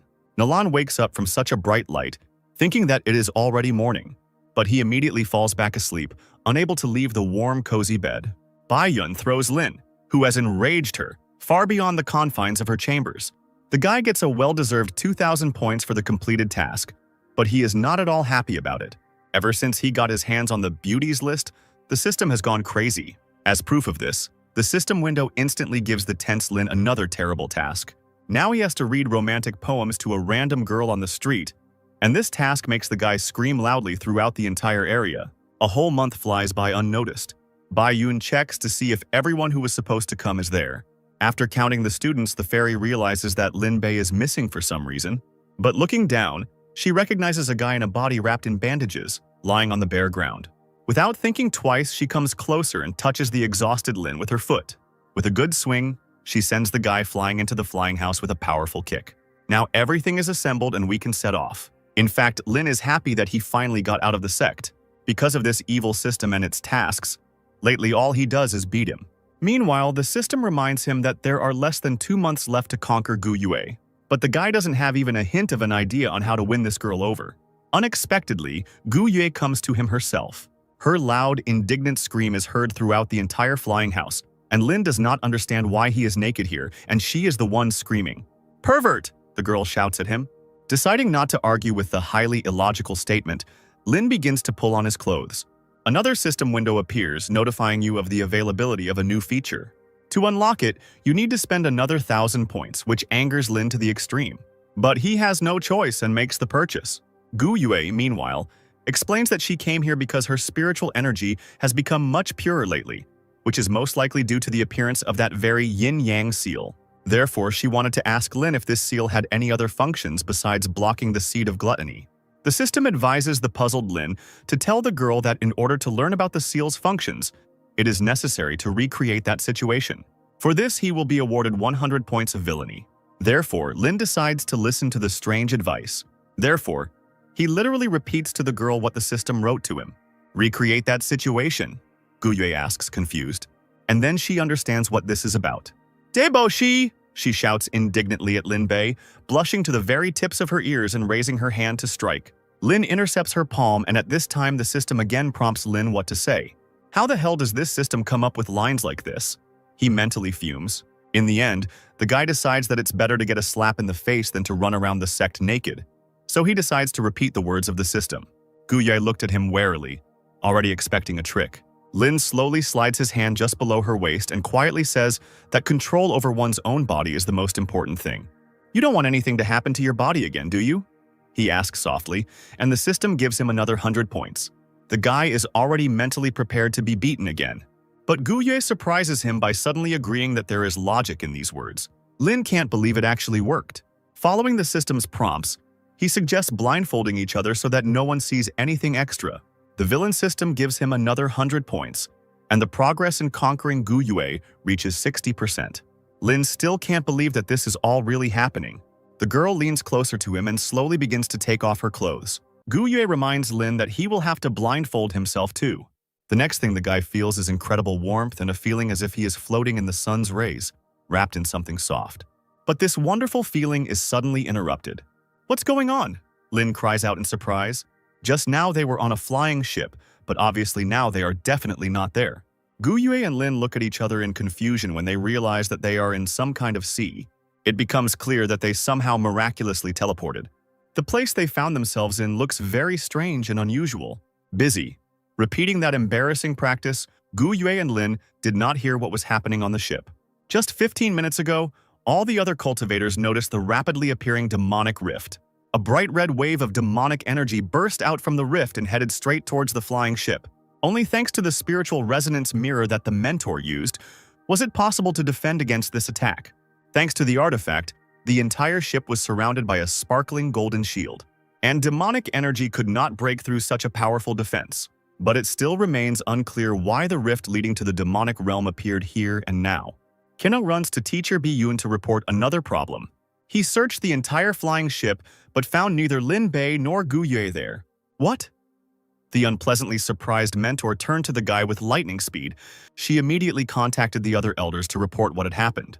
The teacher told Genren Zixiao that, judging by the flame patterns when the rift appeared, Gu Yue and Lin Bei had entered the Yihuo demon realm, so she plans to return her true body to Qingzhou to save them. To which the girl received the answer that this could not be done, because the Qingzhou heavenly seal and the protective array of the 5-star receptacles required the presence of all 5 true bodies of elders to contain otherworldly demons. If even one person is missing, the array will inevitably collapse. And then otherworldly demons will penetrate the world and all of Qingzhou will suffer. Therefore, the mentor had to agree with these conclusions and promise not to use her true body. Genren Zixiao immediately realized that she was up to something, but Biyun reassured him that she would not do anything that would harm Qingzhou. Not wanting to hear any more, she immediately hung up. Qinting immediately began to worry about Gu Yue and Lin Bei, but the teacher reassured him as well. Yes, Biyun promised that she would not recall her true body, but she didn't say that she herself would not enter the demonic realm. Meanwhile, in the demonic realm, Yiho Lin Bei sits on the shore, holding a long fishing rod in his hands. One of the local birds settled comfortably on his shoulder. The guy's eyes are peacefully closed. He is completely focused on catching fish. Before he even notices, night falls, and the local birds have already managed to build a nest on his head. After some time, dawn comes. Shadows lie under the eyes of the sleep-deprived guy, and there are more and more birds on his body. Gu Yue approaches him with quiet steps. She wonders how many fish he has caught so far, but all she sees is a completely empty bucket. This makes the girl snort and laugh haughtily. Hearing her laughter, Lin Bei goes crazy and breaks the base of the fishing rod in half. With his hands proudly folded on his waist and his posture straightened, he began to convince Gu Yue that every member of their sect considered him the god of fishing, to which the girl laughs even louder because Lin has not been able to catch even the smallest fish the entire time. During this squabble, none of them notices a monster that has appeared very close under the water. The line with the bait was still under the water, and it was this line that the monster grabbed and pulled sharply towards itself, tearing the rod out of Lin's hands. "What is this?" Gu Yue whispered tensely. Lin is sure that it is something huge and tasty. He resolutely dives straight into the water to catch their future dinner. Gu Yue doesn't have time to stop him. All she can do is wait, and as she waits, night gradually falls. The girl was already beginning to think that Lin had been eaten, when suddenly something began to rise from under the water. Almost immediately, a huge snake emerged from the depths of the water, its body pierced with many swords. Gu Yue screamed in horror, and the water had already extinguished the fire she had lit. And the snake, having noticed easy prey, is already heading in its direction. But he never gets to the girl, stunned by another blow from Lin Bei. The blade of his sword cuts off the monster's head in a split second. The monster falls onto the shore, and the force of the fall causes dust to rise up. Gu Yue covers her face with her hand and coughs. Pleased with himself, Lin Bei, with the air of a hero, places his foot on the body of the defeated monster. After studying the Blue Lotus sword cannon, he felt much more comfortable. Now you don't need to take the sword out of storage every time, just wave your hand. Lin approaches the body of the defeated monster and draws energy from it. Now he had another core of writhing flame. Looking at his card, the guy sees that he needs 3 more cores to awaken a special ability. Gu Yue doesn't understand his joy over some unknown beast flame. She thinks that if someone saw Lin so happy, they would think that he had received one of the top 10 amazing lights of the ranking. The guy remembers that the girl herself has the flame of the King of Golden Dragons, which ranks 7th in this ranking. So he replies with a slight reproach that most cultivators live their lives without ever receiving a single amazing fire. He asks Gu Yue to continue roasting the snake carcass while he prepares to leave and explore the surrounding area. But the girl calls out to him and Lin turns around. Gu Yao says that there is nothing here except the horizon. Only this black lake and the occasional black trees. It's been 30 days since they got here and she's afraid they're stuck here forever. Lin places his hand on the top of her head in a soothing manner, stroking it lightly. He is confident that they will definitely find their way back home. At this point, Lin nevertheless leaves to explore the surrounding area, and his progress in winning the girl increases to 75%. Gu Yue looks at him sadly. Lin thinks to himself that although he promised to find a way home, he still has no idea how to do it. And he is so hungry because he has been fishing for 24 hours without a break. It's a pity that we didn't manage to have a snack before leaving. And then his sensitive nose catches the delicious aroma of fried meat. Without thinking, the guy rushes towards the direction from which the magical smell comes. After all, this means that they are not alone here, and that there are still people in these deserted Redlands. Carefully lowering himself to the ground, he finds a cave right in the ground. The residual aroma of the meat comes from there. However, he had not noticed anything like this in this place before. But still, despite his doubts, the guy decides to look inside. And suddenly there he sees another sky. In complete shock, he looks up to see the sky he sees here. And again he looks down, making sure that the sky is also visible in the cave, albeit of a slightly different shade. After some thought, Lin sits down comfortably on the ground next to the mysterious cave. A great idea comes to his mind on how to find out something about this place. He decides to throw some object inside and see what happens. And that's exactly what he does. Lin immediately leans down, watching the objects fall with all his eyes. He waits for an answer until the morning, but nothing happens. The whole night had already passed, but not even the sound of a fall could be heard. Lin decides that they have discovered a new location and goes to tell Gu Yue about it.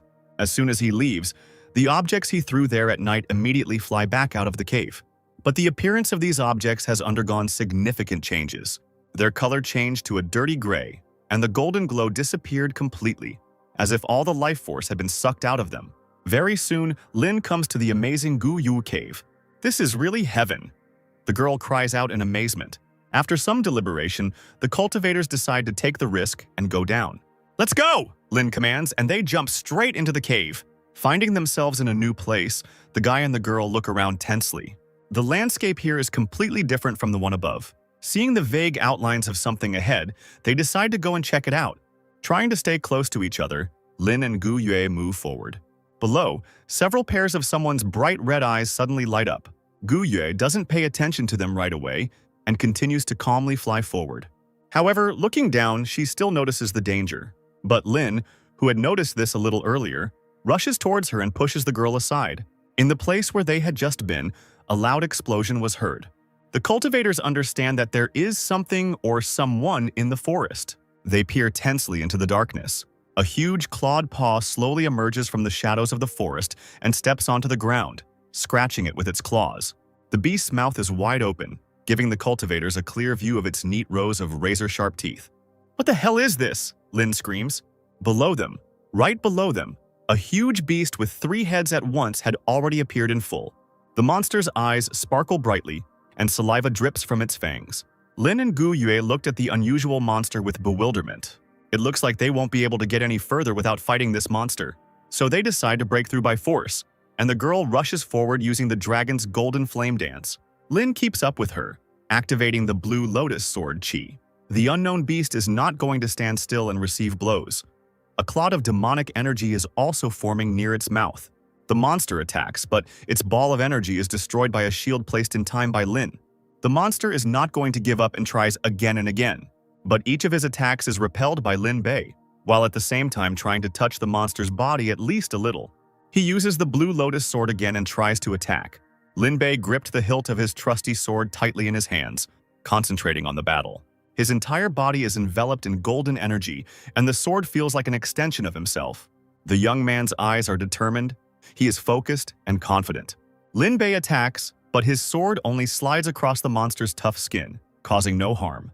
The monster stands firmly on the ground, paying no attention to the enemy's blow and is about to attack again.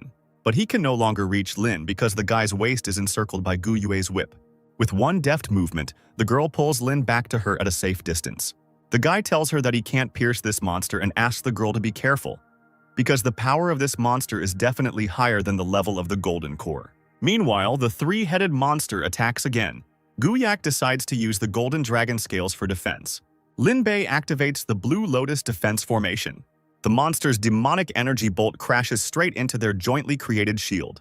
There is a feeling that the aura of the monster begins to press on the space more and more strongly. The cultivators cry out in surprise, not understanding what is happening, and the monster's energy is already crumbling their shield into dozens of small fragments. The aura of this monster at the moment of attack was definitely not weaker than that of the Gu Yue family's ancestor who had reached the fusion stage. Tears appear in the girl's eyes. She thinks that they will die here today. Lin strokes her shoulders soothingly as the huge monster rushes towards them again. "Watch out," the boy screams. Without thinking, he rushes closer to the girl and covers her with his body, taking the full brunt of the blow. The next thing he feels is terrible pain and dizziness. The monster is preparing to attack again, but the guy can't even move. He can't make a sound, and everything blurs before his eyes and the figures lose their outlines. Meanwhile, somewhere in space, Anubis senses the presence of the Lord of the Four Directions. The deity feels that the energy of the ruler is rapidly weakening. The decisive era has arrived. The ruler of the Four Directions of this time must not perish. So Anubis decides to save him by turning back time. Gu Yue and Lin are in a side dimension of the Yihuo demon realm, and there is a glitch in the weave of their fate. The Lord of the Four Directions needs more power to face unexpected threats, so Anubis will turn this dimension into a testing zone to give him trials and blessings. But first he must ask the opinion of his superiors. "In the name of the Lord, I agree," the first highest one answers. "In the name of Buddha, I agree." The voice of the second highest is heard. "In the name of Tao, I agree." Finally, the third one answers. Meanwhile, Teacher Bi Yun and the other cultivators opened the demonic rift again.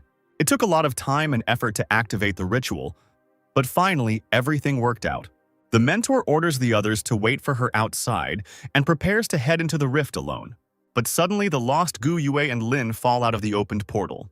The rest of the cultivators' mouths open wide in surprise. Gu Yue immediately looked around for Lin Bei, but didn't see him anywhere nearby. To her embarrassment, the guy ends up lying right underneath her.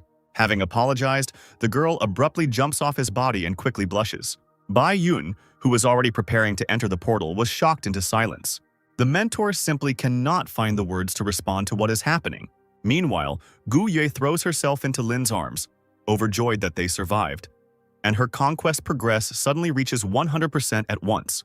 Qinting finds it incredible that these two were able to escape from the rift on their own. He tells the boys that the mentor spent a lot of effort and energy to open the rift again, and was already getting ready to go and save them. Still hugging, Gu Yue and Lin Bei turned around in surprise at the rift into which the still shocked teacher had almost fallen. Having calmed down, the cultivators return to the flying ship and continue on their way. Lin sits thoughtfully in his room, trying to understand what happened and how he himself managed to escape. After all, he clearly remembers that he was almost killed by that terrible monster. The guy starts to get angry at the incomprehensible system and demands information about the tattoo that appeared on his arm. No one knows when or how, but the system is ready to give him an explanation only for a whole million points of villainy. In addition, she notifies the guy that his previous actions are subject to punishment. Lin Bei's reckless actions that threatened his life grossly violated the system's rules, so she was forced to punish him by deducting 5,000 villainy points. All the guy's indignation about such a punishment is interrupted by Gu Yue, who entered the room wearing only a translucent nightgown. Lin doesn't understand why she came to him like this. Meanwhile, the system informs him again that it is necessary to observe the canons of the villain's image. Otherwise, he will face severe punishment. So the guy makes another dirty joke, hinting that Gu Yue definitely came here now to seduce him. But before he can finish speaking, the girl already pounces on him with a kiss. She came here to thank the guy for what happened in the demonic realm. Blushing in embarrassment, Gu Yue asks why he stood right in front of her when the monster rushed at them. Lin smiles, answering that he himself doesn't really know why. The body moved by itself. Is it my fault? He says with a grin, pulling the girl closer to him. Gu Yue places her hands on his shoulders and presses her whole body against the guy. Not my fault, she replies quietly before kissing him again. That night, Lin Bei and Gu Yue's cultivation skyrocketed. Meanwhile, in Dan City, Xiao Mao is diligently training his cultivation. In just a few months, thanks to numerous lucky coincidences, he reached the level of a gold core. He then successfully became a third-rank alchemist and joined the Danyuan sect. Moreover, in the city of Dan, he obtained 2 spiritual plants for his teacher that facilitated resurrection. Therefore, the spirit of the teacher is already anticipating how he will take revenge on his elder brother mentor and student who betrayed him. Suddenly, Xiao Mao coughed, interrupting his cultivation process. For no apparent reason, bright red blood spurts from his mouth. The teacher immediately turns to him with concern. Xiao Mao says that he just suddenly felt a tightness in his chest, as if something very important had been taken away from him forever. Morning comes and the flying ship still continues on its way. Lin Bei reluctantly begins to wake up, disturbed by the first rays of the sun. He opens his eyes abruptly, remembering the events of that night, and decides that it was a dream. And in this confusing dream, they, together with Gu Yue, redid everything that was possible. Lin looks ahead thoughtfully, remembering all the details of what happened. And then he looks away. Gu Yue is lying in his bed, sleeping soundly. But Lin Bei is not at all surprised by this, confident that this is just a continuation of the dream. But a second later, he jumps up on the bed and hugs the blanket to himself, finally realizing that this is all happening in reality. Immediately, he hears the dissatisfied muttering of the frozen Gu Yue, and the girl pulls the blanket over herself. Left completely naked, Lin Bei begins to realize the full extent of what he has done. His loud cry echoes throughout the entire flying ship. Despite everything, very soon they arrive on Dan Island. Once landed, the cultivators begin to disembark from the ship one by one. There are several students standing nearby, who immediately start whispering in surprise as soon as they see Lin Bei. It seems to them that the brother mentor is no longer the same as he was before, but what exactly the difference is, they do not yet understand. Qinting walks up to Lin and puts his arm around his shoulders, promising to show him all the famous entertainment spots in this city. To everyone's surprise, Lin bows politely and refuses, trusting that the humble monk no longer has any worldly desires. Baiyun stands nearby with Gu Yue, watching the events with interest. She casts a suspicious glance at the girl, who immediately blushes and lowers her head in embarrassment. There are 7 days left before the tournament starts, and the mentor allows her to spend this time as she sees fit. But before Gu Yue does so, they must go to one place together. Meanwhile, Lin was surprised to read a new notice, which said that there would be an opportunity for Xiao Mao at the auction, which he needed to seize. Otherwise, he would be killed by this cultivator. So the guy heads straight to the auction. Thanks to the dual cultivation these days, his cultivation level has grown very quickly. He has almost reached the gold core level. He is interrupted from his thoughts by an unfamiliar guy selling spiritual herbs and flowers. This cultivator is actively inviting everyone passing by to buy something from his wonderful shop. Lin approaches him and tells the happy seller that he will buy all the spiritual herbs he currently has. And then he hears right behind him 2 cultivators arguing loudly. and one of these voices is definitely very familiar to him. Turning around, Lin sees that it is indeed Xiao Mao. But this is the first time Lin has seen the guy this cultivator is arguing with. So he asks the system to give him information about this guy and even agrees to spend 1,000 villainy points. Lin learns that it is actually a girl, and her name is Bai Qing. She is the chosen one of heaven and the granddaughter of the second tower master of the Danyuan sect. Xiao Mao, unaware of all this, continues to yell at her, claiming that he had made an agreement with this herbalist yesterday, and she was cutting in ahead of time. Bai Qing calmly replies that she paid first, which means the spiritual herbs belong to her. When the chosen one of heaven meets the chosen one, it is like dry wood meeting flame, and if Xiao Mao and Bai Qing get close, then the guy's luck will definitely increase. Therefore, Lin Bei must intervene to prevent this from happening, otherwise Xiao Mao will kill him right at the 3-sex tournament. With these thoughts, Lin takes a swing and throws the first stone he can get his hands on at Xiao Mao, and the stone hits the guy right in the shoulder, causing him to experience a sharp flash of pain. Xiao Mao screams and falls to his knees in pain and surprise. He immediately begins to look around in search of the one who dared to attack him from behind. And immediately his gaze falls on Lin Bei, who is laughing at him. "Shameless scoundrel! How dare you show yourself to me?" Xiao Mao immediately explodes. Lin just continues to laugh mockingly. Xiao Mao finally loses control of himself and charges forward using wave-splitting palm. A blue lotus sword instantly appears in Lin Bei's hand, and with its help he easily repels the enemy's attack. There is an explosion and many fragments fly in all directions. Lin laughs again and asks Xiao Mao not to be like a woman and not to pick on this young man who has already paid for the flowers. In his mind, he notices that this guy's cultivation level is growing at a breakneck speed. Xiao Mao is not going to give up and summons his sword, deciding to continue the fight. Today, he intends to cut Lin Bei into pieces to vent all the hatred accumulated in his heart. Lin tightens his grip on the sword, getting into a fighting stance and preparing to parry the blow. When their swords cross, the villain realizes that everything is not as simple as he thought. Xiao Mao's eyes are shining and sparkling, and his mouth is bared tensely. Without giving Lin time to collect his thoughts, the boy attacks again. Once again, their swords clash, and this time, Xiao Mao's strike is stronger than the previous one. The power of this attack sends Lin flying backwards. His cultivation level is now much lower than his opponent's, so he grabs Bai Qing's wrist, already knowing what he will do next. To defeat the strong while being weak is not something a villain like him can do. Therefore, he runs away with lightning speed, taking with him the one chosen by heaven. An angry Xiao Mao remains standing when he realizes that his opponent has fled again.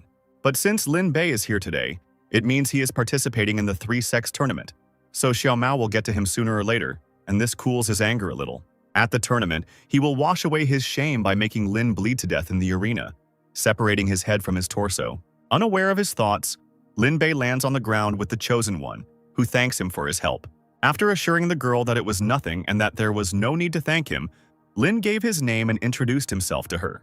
The girl, in turn, replies that she is glad to meet such a noble man, but at the same time still hides her true gender from him. They then decide to go to the auction together. Quite quickly, the cultivators reach the auction hall and go inside. "Welcome to the Dan City Chamber of Commerce." A pretty girl greets them at the entrance. She is the auctioneer for today's event. Bei King says that the girl's name is Li Zhen. She is the second daughter of the Li family and also the first beauty of the city. Lin is a little surprised by such good knowledge, to which the girl replies that she has lived in this city for a long time, so she knows a little about such interesting personalities. After Li Zhen's announcement, the auction finally begins. Teacher Dan is convinced that the final lot today will be the miraculous spiritual herb Ju, which will help his disciple Xiao Mao reach the level of the birth of the spirit in just 1 year. Li Zhen, meanwhile, steps forward and announces the first lot. This is a third-rank pill, which is often called the Clear Heart Pill, and its starting price is 500 spiritual stones, and the minimum step is 10 stones. The auction participants are surprised and dismayed that the event is starting today with such a rare and valuable treasure. Therefore, trading begins immediately and is very active. The bidders gradually raise the price in 10-stone increments, but Xiao Mao is determined and is not satisfied with such a slow pace. So the guy immediately offers a price of 800 spiritual stones. Lin Bei, who was nearby, was not at all surprised. He is sure that the real fun is just beginning.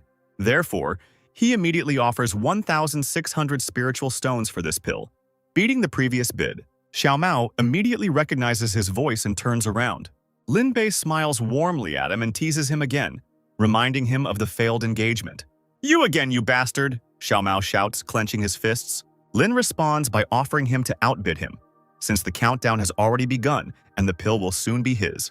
And Xiao Mao is about to raise the price, but Grandpa Dan stops him because he knows that such a pill costs a maximum of 1,000, which means it is unreasonable to continue bargaining. And if Xiao Mao does not contain his anger, he will ruin their great plans. So the guy shuts up and the pill still goes to Lin Bei. The guy exhales quietly, trying to pull himself together and control his anger. The next lot is announced and it is Forging Ore Void Force Stone. The starting price of the lot is 800 stones, and Xiao Mao immediately raises the price to 2,000. Lin Bei laughingly notes that no matter how much he offers, he will always give 50 stones more. The teacher again restrains the raging Xiao Mao, convincing him that a real man can bend and straighten, and the price is already exorbitant. The second lot also goes to the villain, and Li Jian announces the third, a spiritual herb for alchemy called Purple Cloud Mushroom, with a starting price of 2,000 spiritual stones. Xiao Mao jumps up in his seat and immediately bids 4,000, confident that no one will want to outbid him. But Lin Bei smiles again and adds 100 stones to his price. Teacher Dan once again has to restrain his student from reckless actions. Lin Bei, meanwhile, continues to mock and laugh at his opponent, who has been driven to the brink. Dan tries to stop his student once again, but this time it is all in vain. "I'll take your life!" Xiao Mao screams in rage and charges. The friendly smile immediately disappeared from Li Jian's face. Therefore, the guy does not have time to run to his hated enemy. A second later, he finds himself pinned to the floor by Li Jian's heel, who has no intention of allowing any disturbances to occur at her auction. The first time she forgives the guy and only gives him a warning, but if something like this happens again, the girl promises to severely punish the offender. Under Lin Bei's influence, Xiao Mao gradually deviates from his destiny as the chosen one, and his luck decreases by 1,000 at once, while the villain gets 200 points of luck and 4,000 points of villainy, which makes him incredibly happy. Grandfather Dan notices that his student has become too impulsive, because before, even when provoked, he would instantly calm down and develop a new strategy. But this time, Xiao Mao had completely lost his usual cool and reasonable manner.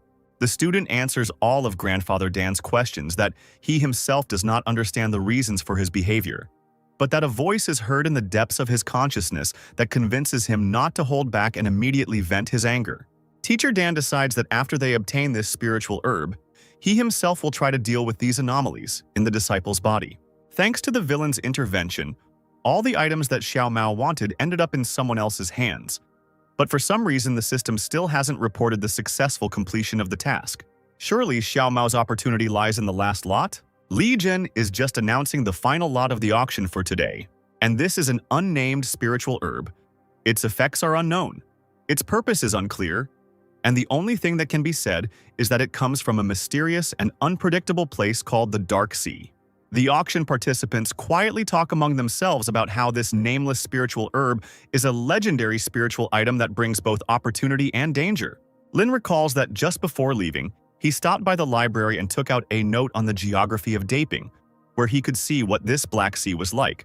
This book says that on the eastern edge of the Juzhou continent, there is a battlefield with foreigners. At the western end, there is a vast expanse of sea dotted with islands.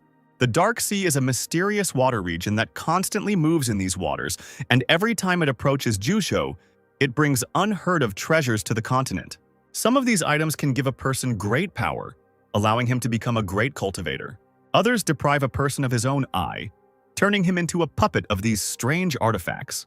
Grandfather Dan, having looked at the grass more closely, is convinced that it is exactly what he saw on the frescoes in the ancient ruins. This treasure is called Golden Cocoon with Bloodgrass. The bloodgrass portion can be used to create an elixir that increases cultivation level, and the Golden Cocoon allows you to master the combat technique Void Cicada Wings. Whether this grass becomes an opportunity or a danger depends on everyone's luck, Li Jian loudly declares. The original price of this treasure today is 100,000 spiritual stones. Before the girl can finish speaking, the auction participants start shouting out more and more bids. Xiao Mao, without ceremony, immediately offered 300,000 spiritual stones.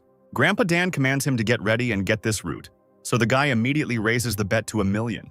Since bidding 1,000,000 on a herb with unknown properties is too wasteful, the other bidders are not going to outbid him. Lin is deeply thinking about how to take this herb from Xiao Mao, because he himself has less than 1,000,000 spiritual stones left. He doesn't know yet that today, this guy brought 2.5 million stones with him and intends to get the spiritual herb at any cost. Is there anyone willing to offer more? Asks a satisfied Li Zhen. Lin Bei comes up with a brilliant idea and asks the system to replace all his spiritual stones with Xiaomao stones. The system informs him that a full exchange will cost him a whopping 25 million villainy points, but this service can also be obtained on credit. However, if the owner wants to take these stones from the enemy at any cost, then she can offer a second option called Nimble Fingers, which is a special equipment for stealing a random amount of spiritual stones. Each use of this equipment will cost the villain 5,000 points, and he agrees without hesitation. Having paid the required amount, the villain begins to act. Xiaomao immediately gets the feeling that something is wrong. Take it. Lin mentally rejoices as he activates the equipment. He reaches forward and strikes, taking the stones away. Xiaomao screams in unexpected pain. The system congratulates the owner on his incredible luck. In one blow, he managed to get all of the enemy's spiritual stones at once. Lin Bei laughs nastily as he looks at his prey. Grandfather Dan is worried about his suddenly pale student, but the boy brushes it off, deciding that he simply ate something bad the day before. Li Zhen begins the countdown. Then Lin Bei raised the tablet and raised the bet to 1,010,000 spiritual stones. Xiaomao, confident that the villain is unlikely to have enough stones left, is going to raise the bet to 1.5 million. But Lin Bei suddenly suggests that he check the number of stones left before making such a big bet. The guy immediately looks into the storage room and is horrified to see it empty. There is no doubt who set this all up.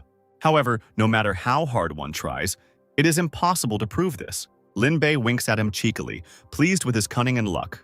Li Zhen continues the countdown, and this time it will not be possible to beat the villain's bet. So the girl smiles and congratulates the winner on acquiring the nameless spiritual herb. The auction participants disperse, and Lin Bei also heads to the exit, where he is to be presented with the winning lot. Already on the street, an auction worker approaches him and solemnly hands him the spiritual herb. From around the corner, an enraged Xiaomao, whose remaining luck is already equal to 1,800 points, watches all this. Lin Bei notices the guy and turns to face him. He says with a chuckle that he feels very embarrassed that the grass that Xiaomao wanted so much ended up with him. This time you're left with nothing at all, what a pity. The villain laughs. Xiaomao blushes with anger as he listens to the bullying. Lin advises him to take more money next time so as not to become a laughingstock again. The villain leaves, and Grandpa Dan anxiously picks up the student, whose luck has decreased by another 450 points. Lin reaches the exit where Bai Qing is already waiting for him. She already realized that her new acquaintance clearly hated Xiaomao very much. Lin remembers that she doesn't yet know what this guy did, so he decides to enlighten the girl and begins his long story. After learning about all of Xiaomao's atrocities, Bai Qing becomes furious. A pleased Lin gains another 400 villainy points for successfully invoking the aversion of the chosen one of heaven. It was already dark outside, so they decided to go home. Returning to the ship, Lin learns some unpleasant news. "Gu Ye has left!" he shouts throughout the room. The teacher explains that the girl was taken away by her father, and that is why Gu Yue was brought here. In addition, the father left a stone with a note for Lin Bei. As soon as he picks up the stone, a menacing voice from Gu Yue's father immediately comes from there, demanding that Lin never approach his daughter again. The badly beaten man claims that the boy is so weak that he won't even be able to open the gates of their Gu family. Bai Yun mutters to himself that he will beat him even harder the next time they meet. Lin Bei froze in place, the many moments he had lived together with Gu Yue flashing through his mind. He looks down at the stone still clutched in his hand, disappointed. The teacher asks him not to take evil words so seriously, because for his generation, Lin is very strong, and he hands him the potion in an unusual box. She stole this item from Gu Yue's father. It was a rank 5 mysterious purple pill. It expands the Dantian. With its help, Lin will be able to satisfy the conditions for breaking through to the golden core level of the Blue Lotus sword technique. The guy smiles happily, thanking his mentor with all his heart. He immediately takes it upon himself to improve himself, locking himself in his room. Lin Bei decides that the threats of the Gu family's father are not worth paying attention to. With his system, the cultivation problem is completely solvable. Therefore, he would first wait for his strength to increase, and then smash the Gu family's gate to smithereens and take Yue away. The more immediate threat now is Xiaomao. Lin decides to first deal with the auction treasures and exchange those that are of no use to him. He then asks the system what the effect of the golden cocoon with bloodgrass is, and he learns that this treasure can be used to practice the void cicada wings technique. Bloodgrass can also be used to create the Golden Infant 4 Transformations pill, which is intended for Golden Core level cultivators. One pill allows one to perfectly ascend one stage within the Golden Core level, and 4 pills allow one to immediately reach the very peak. The system suggests that the owner can hand over the cocoon and spend 50,000 villain points to exchange the secret technique Void Cicada Wings and 4 Golden Baby 4 transformation pills. Linbei agrees and also asks to exchange the Breakthrough pill for the Gold Core level. Now he is ready to send Xiao Mao into retirement. Having completed all the necessary exchanges, the guy begins the process of self-improvement.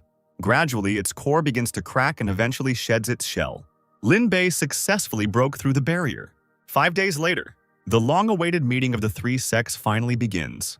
All cultivators are eagerly awaiting the start of this event. Bai Yun playfully teases the other elders whose disciples have not yet arrived. In response, they only laugh, saying that there is still enough time and each of their students will have time to get there. Finally, the arrival of all those missing is announced. Appearing as if from thin air, Xiao Mao lands on the ground. Another guy appears behind him, and the system suggests that he is also chosen by heaven. Lin just sighs with displeasure at this, no longer surprised by anything. The new chosen one is named Tan Shan, and he is reincarnated from another world. Meanwhile, the manager announces the beginning of the meeting, and the first test is a competition in alchemy. The materials are provided by the organizers. Each participant has 2 attempts to create the specified 4th rank pill, and after 2 hours, the winner will be the one whose pill is of the highest quality. And this cultivator will receive a bottle of mystical golden breakthrough pills containing powerful spiritual energy. Xiao Mao thinks that he simply has to get this reward after losing that spiritual herb. The teacher again points out to him the need to remain calm. After 5 days of careful examination, he still found no abnormalities in the student's body. At this time, Lin thinks that another chosen one from heaven promises him a new headache. But now the villain's main task is to completely take away Xiao Mao's luck, and then completely eliminate him. And he intends to complete this task successfully. Meanwhile, the alchemical competition had already begun. Li Wuzi of the Kilian sect is a 4th-level alchemist, so this task is not particularly difficult for him. Xiao Mao also has a lot of knowledge in this area and does not intend to give up. And Lin Bei is only a 3rd-tier alchemist, and he is not sure if he can create a 4th-tier pill, but the system suggests that he can exchange a 4th-tier alchemy technique. However, the guy decides that if he only exchanges a level 4 technique, the audience will think that he has run out of points, so he wants a level 5 technique right away. To achieve this, he has to spend a whopping 20,000 villainy points. Now his account is at 0, and he needs to continue earning points to reunite with Gu Yue. That's why the guy decides to fleece his opponents blind at these competitions. Liwuzi is almost finished. He showed a great result, and therefore he is confident that victory is almost in his pocket. The audience can see that the very same pill punishment that can only be seen when creating pills of the 5th rank and above has appeared. His sect elder Yanling also understands what this means, and remarks with a chuckle that it looks like the Kilian sect is winning this time. The other elders ask her not to rush to conclusions, and rightly so, because another lightning bolt appears. It is red in color and is located an order of magnitude higher than the green lightning of Liwuzi. Grandpa Dan encourages his student, pleased with his results. The guy directs his lightning at Liwuzi's furnace and its owner is thrown aside by the explosion.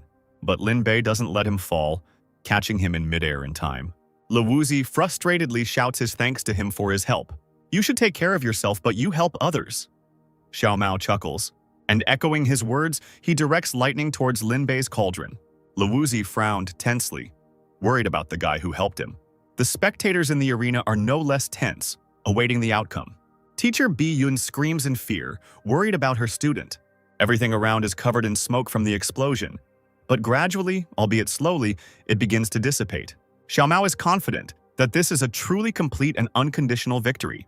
However, the teacher does not share his joy and asks the boy to pull himself together, because now he is too emotionally excited and therefore vulnerable.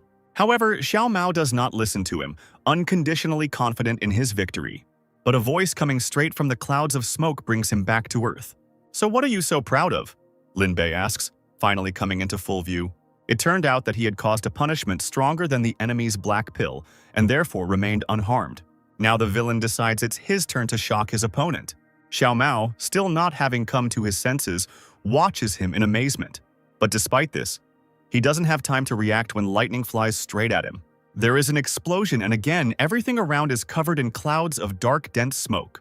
And the boy would have actually met his end if Teacher Dan hadn't protected him. But it affected his ability to be in this world. He had spent too much energy protecting the disciple from the heavenly lightning, and now he needed to sleep for a while. So now his student will be forced to act independently. Xiao Mao asks the disappearing mentor to be calm, because he will do everything to live up to his expectations. Lo Wuzi shouts at the guy that he is a complete scoundrel and that he got what he deserved. But Tan Shan suddenly intervenes, believing that such a trifle that Xiao Mao committed cannot be called meanness. Le Wuzi is very surprised that a disciple from his own sect is siding with their enemy, to which he replies that he is defending the truth, not his own. Yanling, your sect's disciples are quite colorful. One of the elders laughs at the teacher. The woman smiles politely, thinking to herself that if she could, she would have expelled this student from the sect long ago. But he has too many patrons who get in her way. Meanwhile, Lin's boiler announces that it has finished its work.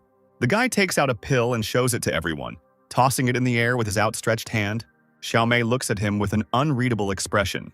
Lin continues to laugh at the fact that the guy's oven exploded. The cultivator tries his best to contain his anger, trying not to lose his temper. The guys freeze opposite each other and it seems like they are about to fight.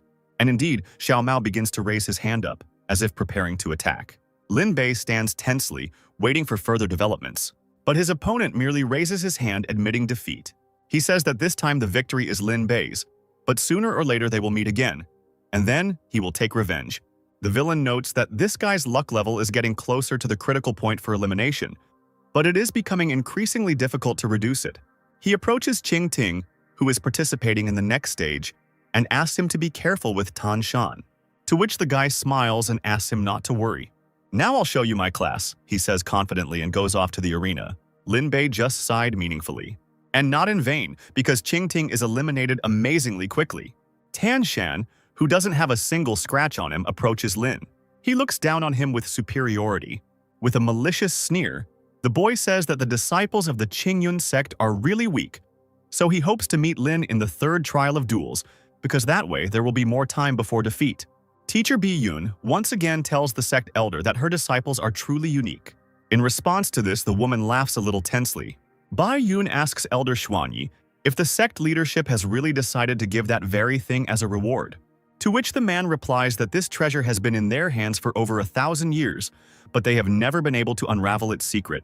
Yanling is sure that in reality they still feel sorry to part with such a thing. Otherwise, why did they decide to give it out now, and not at a larger competition that will take place in a few months? The list of participants for the third test will be posted very soon. Suddenly, someone puts a hand on Lin's shoulder, who was just carefully studying the list. He turns around and sees the girl he already knows, but this time without disguise. The girl says that her real name is Bai Nan. She wants to tell her new friend the secret that those who make it into the top 3 at this meeting will receive a mysterious reward. The system immediately issues a task to win the championship in the tests. Lin Bei lets out a frustrated sigh. Then, Lei Wuzi appears behind him, happily offering to meet in the final and engage in a fierce fight. But of course, the guy is eliminated in the first round. 2 pairs advance to the semi-finals, Xiao Mao with Bai Qing and Lin Bei with Tan Shan. Each of them intends to fight with all their might for victory. Xuanyin is very happy that there are 2 disciples from his sect participating in the semi-finals. Baiyun notes that the man's face immediately shows how he does not want to give his treasure into the hands of others. Yanling is unhappy that her students have a chance to obtain a great inheritance, but it is intercepted by a stubborn and wayward student whom she is powerless to stop. Zhuanyi asks with a smile what kind of student this is, and the woman replies that it is Tan Shan, behind whom stand 4 elders of the Kilian sect. She still cannot understand how this student deserved such favor from them. The first round begins, but Tan Shan is nowhere to be seen. Lin is confident that he will never appear on the field. Thanks to his efforts, the enemy is now running all over the forest looking for his rabbit Xiaowu. Finally, hearing a loud cry, the boy turns around and finds his little animal. He hangs right from one of the tree branches, tied up and helpless. With lightning speed, Tan Shan launches the dagger and cuts the rope. He immediately picks up the fallen rabbit and checks if everything is okay with it. Suddenly, he notices that the bunny is glowing, which can only mean one thing. He is about to take on his human form. But in his current outfit, that's clearly not the best idea. However, nothing can be done about this, and the rabbit takes on human form. The girl who appeared has a cute white cap on her head. She blushes embarrassedly and asks not to look at her. The former rabbit's body is still tied with strong ropes, and the soft pink skirt suit on his pumped-up body looks rather unusual. Tan Shan chokes on air as he looks at the rabbit's new incarnation. Lin Bei was chuckling to himself at this time because he was the one who gave this creature the pill to transform into a muscular form. Meanwhile, the Master of Ceremonies raises the red flag to declare Lin Bei the winner due to the absence of an opponent. The villain wins this round. Immediately after, Tan Shan lands next to his opponent like lightning. He growls angrily, driven to rage by such a cruel act. Lin Bei laughs, asking if Tan Shan liked his surprise. In response, the guy curses in disappointment and leaves the arena. The system notifies that its owner has successfully separated the lovers and received 10,000 points for this. According to the original fate, Xiao Wu was an incredibly important spiritual beast in this guy's fate, and by losing her, he will lose many opportunities. If the relationship between these two were to be completely destroyed, Tan Shan would lose even more luck points. Now Lin Bei understands why this guy lost 2,000 points at once. It's time for the next semi-final match. Xiao Mao has a rather strange feeling, because when he looks at his opponent, for some reason he sees Gu Yue in her. An inexplicable excitement arose in his heart, as if an inner voice was telling him that this girl should belong to him and stand next to him, just as Gu Yue once stood next to him in the Shao estate. After that engagement breakup incident, the image of this girl disappeared from his life, and now every quiet night Xiao Mao yearns for her. Right now, Gu Yue is somewhere far away, moving forward on his father's flying ship. Grandpa Shu warns her that very soon their ship will fly through icy, snowy boundaries. The girl looks out the window sadly, longing for Lin Bei. At this time, the villain actively encourages Bai Qing, who entered the arena against Xiao Mao. "Give this scoundrel a proper lesson," he shouts. Xiao Mao immediately shouts back at Bai Qing not to believe a word this guy says, because they are sworn enemies. Moreover, he believes that the girl should leave Lin Bei and go to him, because if they unite, she will definitely reach new heights of cultivation. Lin Bei thinks that Xiao Mao is talking about the girl as if she were some kind of thing that belongs to him, but in reality, her path and future should be in her own hands. And Bai Qing completely agrees with him. Since she is so ungrateful, Xiao Mao decides to teach her a lesson and rushes into attack. He delivers a powerful blow with his sword, but the girl successfully parries it. Bai Qing attacks back, but this also doesn't produce much result. The opponent's swords cross and they freeze, looking into each other's eyes with determination. Where the blades of their swords touch, sparkling sparks appear. Xiao Mao makes an effort and throws the opponent aside. The girl flies up from the force of the blow, but at the last moment she stays on her feet and does not fall completely. Xiao Mao was saving his next move for Lin, but he had no desire to deal with this girl anymore. Therefore, obeying his power, bright red patterns bloom on the guy's forehead. A huge beast made of fire itself appears behind Xiao Mao. The audience begins to whisper in surprise when they realize that this is the Golden Core phenomenon. When moving from the foundation level to the Golden Core level, a trace of Tao remains on the core itself, containing a technique called the Golden Core ability. But some geniuses have several such traces left on their Golden Core, and such techniques with multiple traces are called Golden Core phenomena. They symbolize talent and power and are an indicator of the cultivator's strength. While these phenomena are incredibly powerful and can kill enemies of a higher level, they place strict demands on the user's qi. For example, if Xiao Mao uses his phenomenon at full power, then in the time it takes to drink a cup of tea, he will completely exhaust his qi, and then he won't be able to fight any further. Xiao Mao, meanwhile, shouts that since Bai Qing refused to walk next to him and preferred Lin Bei, now he will show her all his rage and contempt. With these words, he raises the sword high above his head and sharply lowers it, directing the blow. A huge fire beast rushes forward and rushes towards Bai Qing. Just one blow from a powerful paw is enough to make the girl cough up her own blood. Losing her balance, she falls down rapidly. Lin Bei screams her name in horror as he watches helplessly as the girl falls. The elders do not understand how Xiao Mao could deal such a terrible blow to his comrade from his own sect. The guy replies that he only recently mastered this phenomenon and cannot yet fully control it. The elder frowns with displeasure, but accepts such explanations. The final decision will be made by the Danyuan sect's disciplinary team, and for now, the competition will continue. Now Xiao Mao is confident that he can repay the hated Lin Bei for all the past grievances. In response, the villain says that he himself intends to pay for the serious injury to Bai Qing. To finally kill your opponent without any surprises, you need to reduce his luck below 500 points and completely destroy his halo of being chosen by heaven.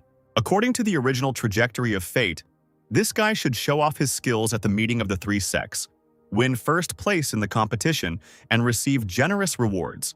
But if the villain prevents him from getting first place, then his luck will definitely decrease. At the moment, Xiao Mao's luck is 1,800 points, and his status as the chosen one of heaven is gradually being destroyed. The final competition of the three sects begins. Xiao Mao rushes into the attack with great joy on his face. Their fists clash, and curses and other sounds of combat echo throughout the arena. Lin Bei suddenly retracts his fist and kicks, and Xiao Mao tries to block it by putting his hand out. The guy screams in pain and flies away to a safe distance. He lands hard, his knee hitting the hard arena floor. Lin says with a chuckle that he can control his flying sword not only with his hands but also with his feet. Roaring in pain, Xiao Mao suddenly yanks the sword out of his hand. Such dirty tricks infuriate him. Spectators note that it is incredibly difficult to control the flying sword with just his feet, but nevertheless, Lin Bei's strength is not enough to defeat his opponent. However, within the same level, fighters with the phenomenon have an overwhelming advantage. Xiao Mao is going to crush all the villain's tricks with thunder and lightning. But Lin Bei is not so simple either. He also has the phenomenon of swaying lotus reflecting starlight. The spectators scream in amazement, not expecting such a turn of events. Meanwhile, Xiao Mao and Lin Bei clash again. The teacher thinks that they both have incredibly powerful reserves of spiritual energy. Now it is simply impossible to predict the outcome of the battle. During a battle, the spiritual energy directed by both opponents is approximately equal. This fight promises to be long and colorful. After some time, Lin notices something strange. With each collision, part of his spiritual energy quietly disappears. Xiao Mao laughs contentedly, happy that his opponent finally noticed. This is his superpower phenomenon achieved through Tao Te water. Lin Bei is tensely defending himself. This phenomenon can silently absorb the spiritual energy of an opponent who comes into contact with it. Moreover, it converts the received energy into energy for its owner, forming a small red ball. Laughing loudly, Xiao Mao absorbs the very same ball, thereby increasing his strength. Lin Bei, you will die today. He laughs madly. The villain watches every move tensely, trying to think of something that will help him escape. But nothing comes to his mind and Lin misses another blow. He falls to the floor, his back hitting the hard surface painfully, and again Xiao Mao appears behind him. The guy laughs happily, a half-mad smile playing across his face. He rises into the air to attack from above. Lin Bei is sent flying to the side again by his blow. Having landed, he immediately raises his head and looks for the enemy. And immediately, he sees the tip of someone else's sword pointed at his face. Earlier, you said that you were going to settle some scores with me? Xiao Mao laughs mockingly. The elders are confident that if Lin Bei no longer has any trump cards, he will definitely lose. However, Teacher Bi Yun is convinced otherwise. She believes that her student probably has a backup plan. At this time, Xiao Mao was talking about how they were both at the Golden Core stage, but he had made a breakthrough much earlier, which meant his level was higher. Moreover, his absorption phenomenon gradually took away Lin Bei's spiritual energy. Since you have decided to become my enemy, only defeat awaits you. Xiao Mao sums it up. But if Lin bowed to him 3 times, hitting his forehead on the ground, and swore to serve, then perhaps he would agree to spare him. In response to this, the villain only laughs. This makes Xiao Mao extremely confused. Unexpectedly for everyone, Lin Bei's body was enveloped in a golden glow. Xiao Mao shouts at him that it is useless to resist. But this cry is cut off halfway. Lin Bei, as if nothing had happened, attacked again, and this time his attacks had improved significantly. He smiles contentedly as he swings his flying sword with ease. One of the swords falls to the stone floor of the arena, effortlessly breaking through it and entering halfway inside. Xiao Mao understands what is going on. Blood drips down onto the floor in viscous drops, staining it. His opponent's current level is the peak of the Golden Core stage. To the enemy's surprise, Lin Bei replies that he should say thank you for the golden cocoon of bloodgrass that he so kindly gave up. Knowing the nature of the treasure, he processed the bloodgrass into a pill and took it. Moreover, he had completely mastered the divine technique hidden in the golden cocoon. Considering Xiao Mao's previous kindness, Lin Bei came up with a great way to deal with this. He holds a smoke bomb in his hand and activates the artifact, causing the entire arena to become hidden from the view of the spectators. For the next few minutes, only screams and the sounds of blows can be heard from behind the smoke screen. Done, Lin Bei says as he soars into the air. The smoke clears and a completely naked Xiao Mao appears before the viewers. The crowd immediately erupts in delighted cries at such a spectacle. The system notifies that the owner has successfully humiliated the opponent and prevented him from winning first place in the tournament. And now, Xiao Mao's remaining luck is 600 points. The villain thinks that this guy is a real cockroach because, even after such humiliation, he has not reached the threshold. Since his opponent is unconscious, the announcer declares victory for Lin Bei. Third place goes to Bai Qing, who is rewarded with many useful treasures. In second place is Xiao Mao, who lost consciousness. And Lin Bei, who won first place, receives the most necessary and important treasures. In addition, each of the three winners also receives something unusual. And this is the token for entering the legendary mysterious lands, the secret kingdom of Qingzhou, where traces of immortals were seen. Night falls, and loud groans and even curses are heard from Bai Qing's house. If you look inside, you can see the owner writhing, either from pain or pleasure, and also an extremely dissatisfied Lin Bei. "Stop reacting like that, I'm just giving you a massage." Eventually, he can't take it anymore.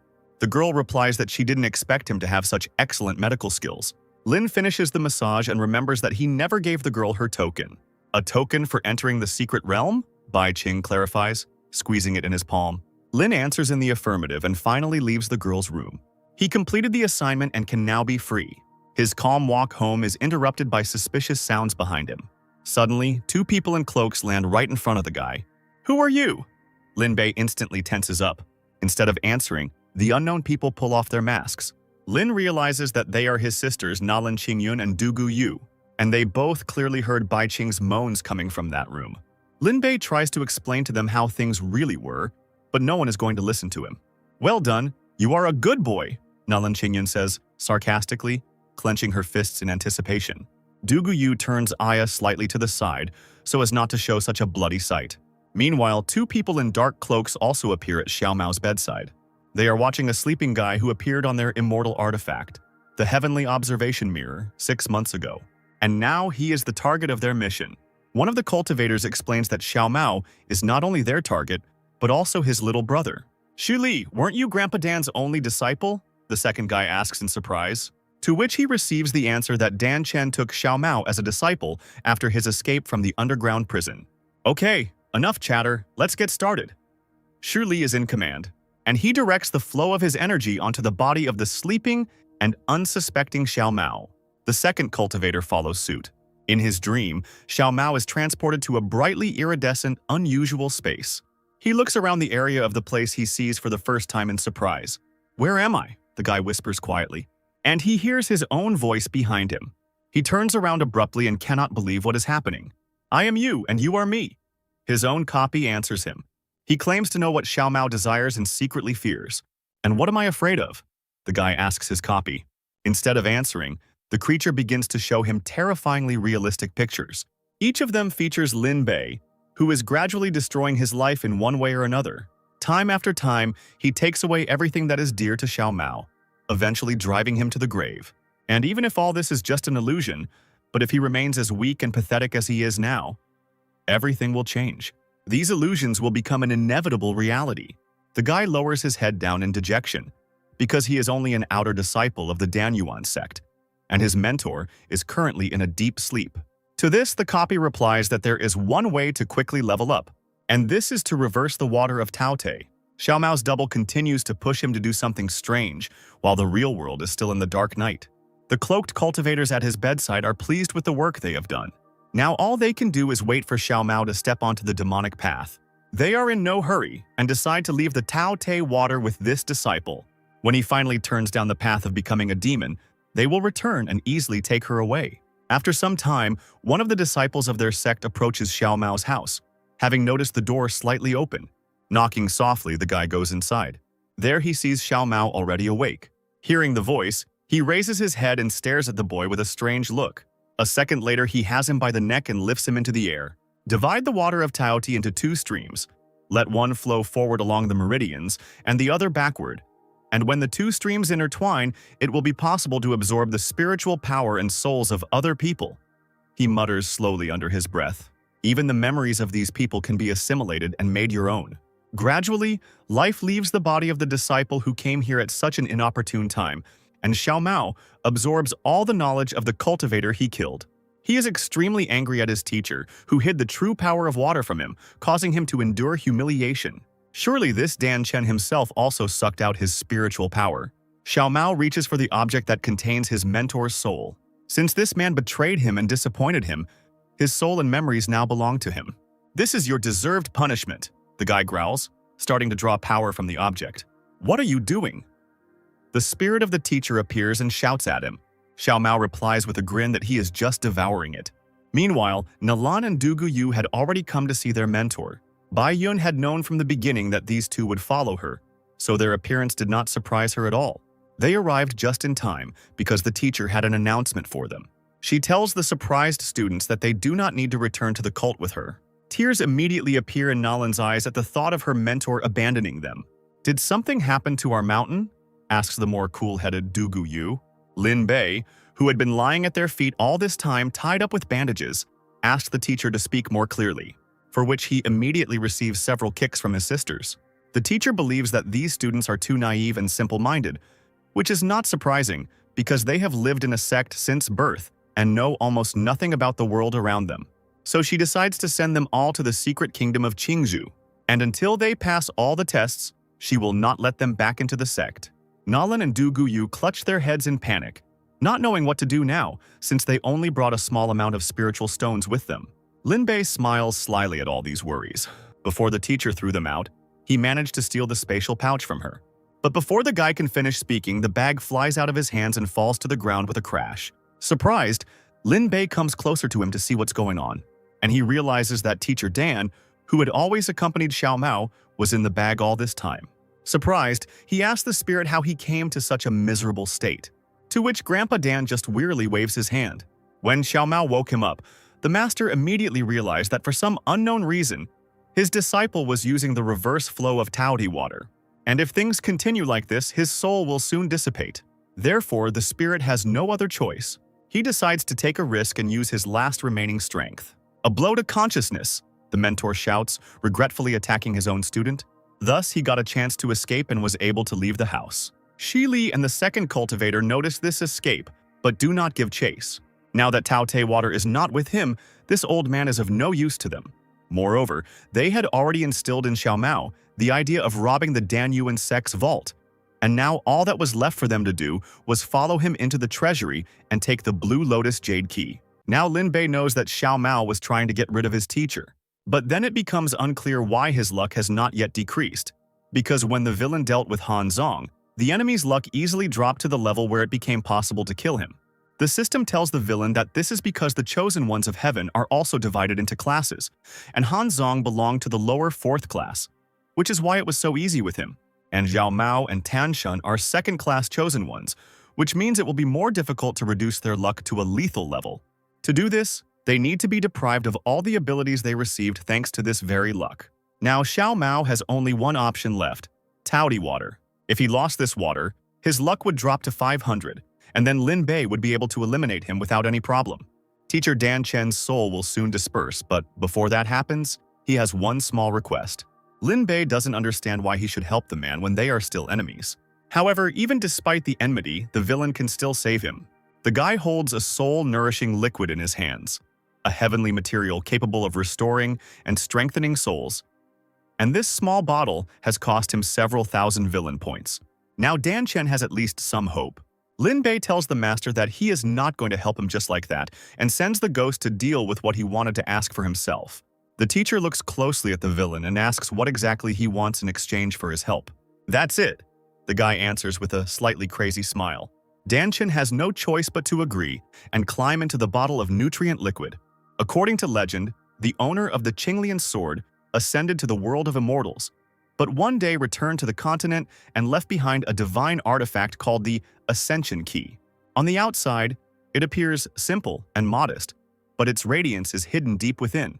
And if a worthy person finds it and manages to master the divine power of this artifact, then in the blink of an eye, they will be able to free themselves from the mortal world and immediately become immortal.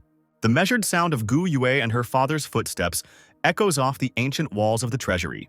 Along the way, the man tells his daughter that no one from Juzhou has ascended for 5,000 years. After the immortal sword Qinglian, no one has been able to overcome the Mahayana level and ascend to the world of immortals. Finally, they enter the treasury, and Yue asks his father in surprise if the Ascension Key is really in front of them now. In response, the girl hears that not everything is so simple. Although this key is indeed one of the artifacts left behind by the Qinglian Sword Immortal, it is not actually an Ascension Key. The Immortal left over 1,000 key-shaped artifacts on this continent, many of which remain undiscovered, and no one knows which one is actually the true Ascension Key. Now Yue becomes even more confused as to why her father brought her here if this key is not real. The fact is that recently the elders of the Gu clan discovered that this Golden Phoenix Key unexpectedly resonated with the ancestral flame of the Golden Dragon King that flows in the blood of every family member. After resonance, the key projects a map into reality, and the purer the person's blood, the clearer this image.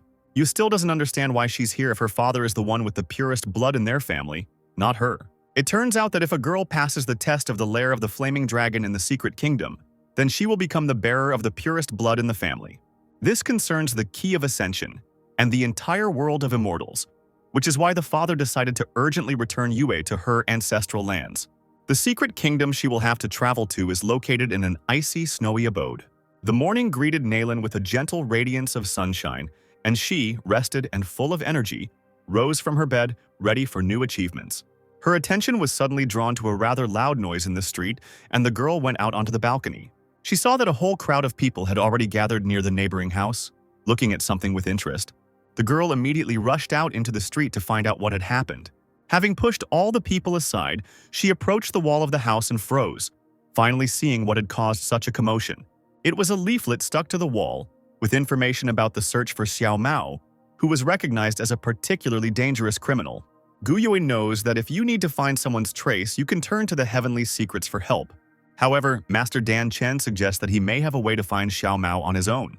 The teacher's wounds have not yet completely healed, but he can already climb out of his vessel with nutrient liquid for short periods. Lin Bei immediately became interested in the search method that the old master spoke about. Although Xiao Mao stole most of his teacher's memories and powers, the most important ones still remained with him, such as the last original power of Taodi water. As long as Xiao Mao doesn't have this primordial power, he won't be able to perfectly control the Taodi water. And what's more, when he uses this water, the teacher will be able to sense his location. And right now, Dan Chen can already feel the water of Taodi. Not far from them, Xiao Mao quickly moves in a straight line towards the icy snow abode. The secret kingdom of green bamboo is located there, and Xiao Mao has a pass token there.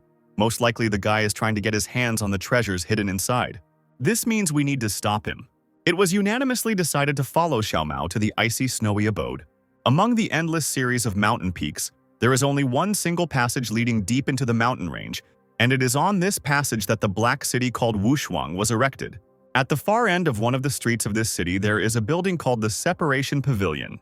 This is not an ordinary living space, but a specially equipped place for practitioners.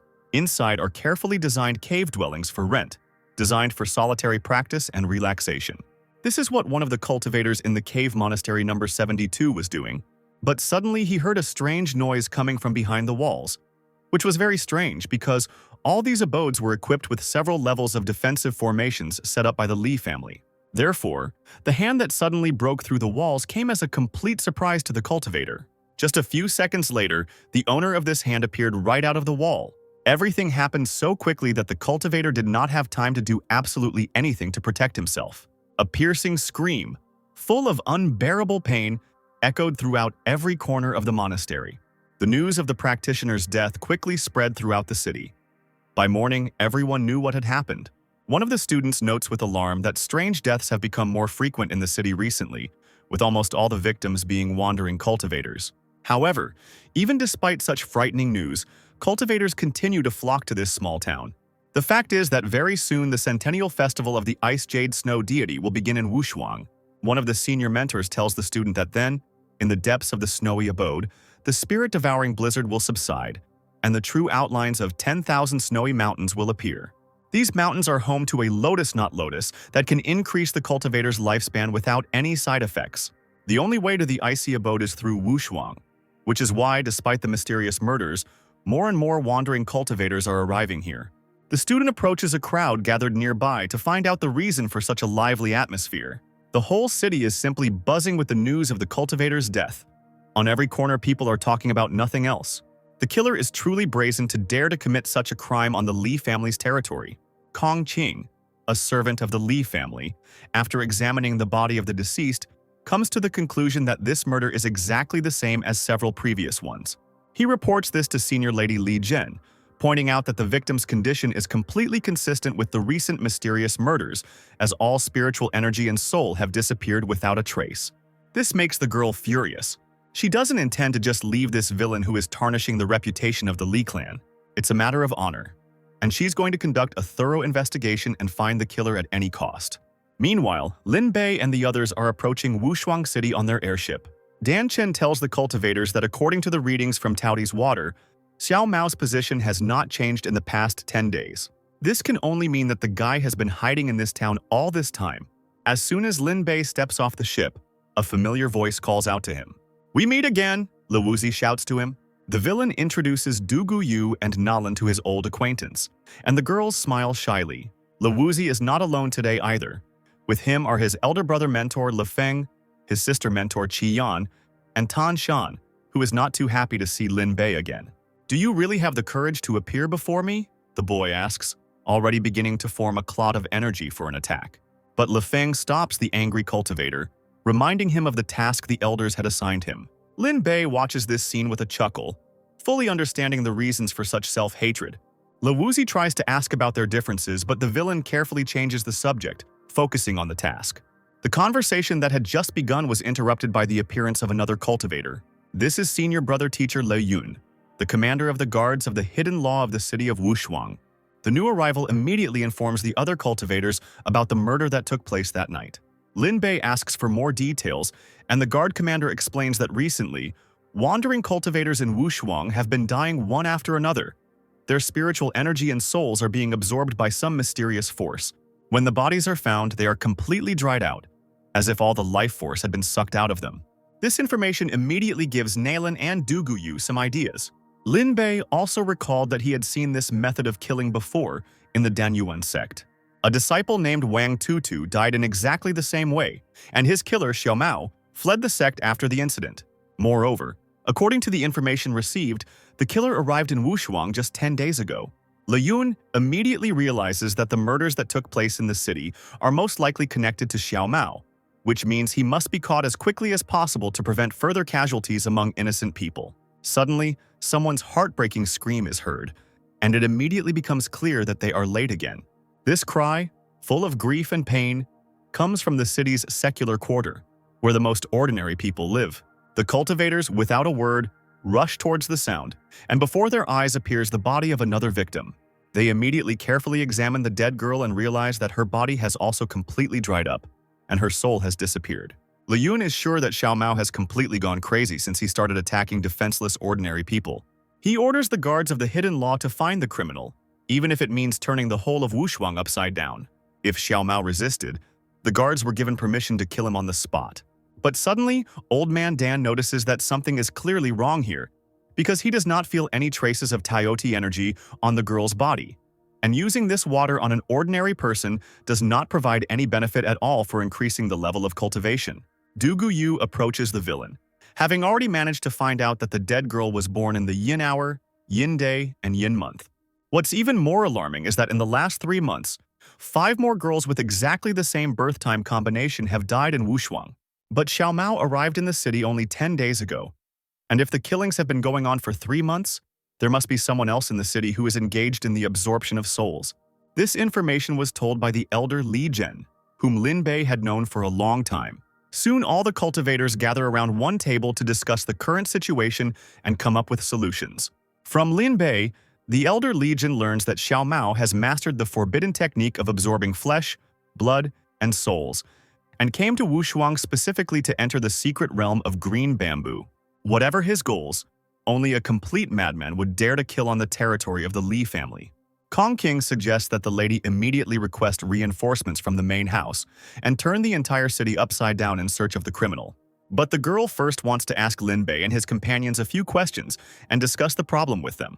She had already guessed that there was some secret way to track Xiao Mao's movements, since the cultivators were here at all. The girl is planning to temporarily close the city for a few days. People will only be able to enter but not leave.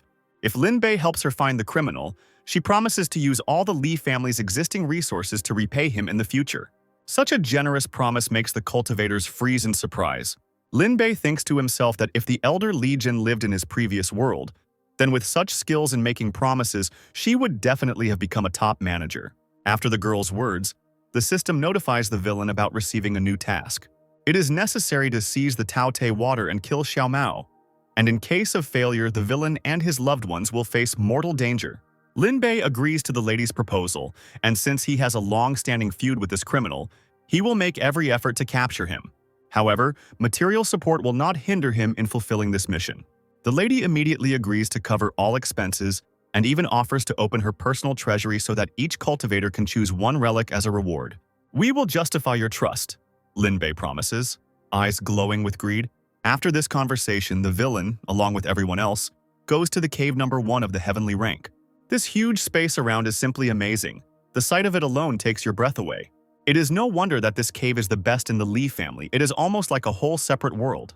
Moreover, a first-class spiritual energy gathering formation was established here. And if Old Man Dan stayed here, his recovery time would be cut in half at the very least. The operation will begin tomorrow, but for now Lin Bei suggests getting some rest, as today has been quite stressful. Meanwhile, Xiao Mao continues to kill innocent people. He is already aware that Lin Bei and the other cultivators have arrived in the city. If he can absorb them all, the guy's strength will grow to simply incredible proportions. Morning comes and Lin Bei decides to split into 2 groups. Nilan and Du Gu Yu will take teacher Dan Chen with them, while the villain himself will go alone. Along the way, he meets a variety of merchants who have come to the festival and sell interesting and unusual items. For example, freshly picked illusory grass, which enhances the sensitivity of spiritual consciousness and is ideal for ascension during the festival. Lin Bei decides that the Jade Ice Snow Spirit Festival is some kind of holiday for the locals. Nearby, another merchant sells a cloak made of transparent ice that completely hides the aura of whoever wears it. This item makes it easy to avoid encounters with dangerous animals in the snowy, icy mountains. Passers-by are actively discussing the upcoming festival and the relics sold at every turn. Lin Bei understands that the entire Wushuang city is participating in these festive events. The festival begins in just 10 days, and one of the merchants nearby is keeping a close eye on Xiao Wu, who is carrying boxes of items for sale that could make him a fortune. If something breaks or gets damaged, even 100 years of work won't be enough for the girl to repair all the damage. And of course, the unfortunate woman suddenly finds a banana peel under her foot, which she happily steps on and slips. With a loud cry from the merchant, Xiao Wu begins to fall along with the precious boxes. However, luckily for her, someone's hand stops this fall. It turns out to be Lin Bei, who immediately asks with concern if everything is okay. The girl breathes a sigh of relief and is about to thank her savior. But looking out from behind the boxes, she instantly recognizes the villain.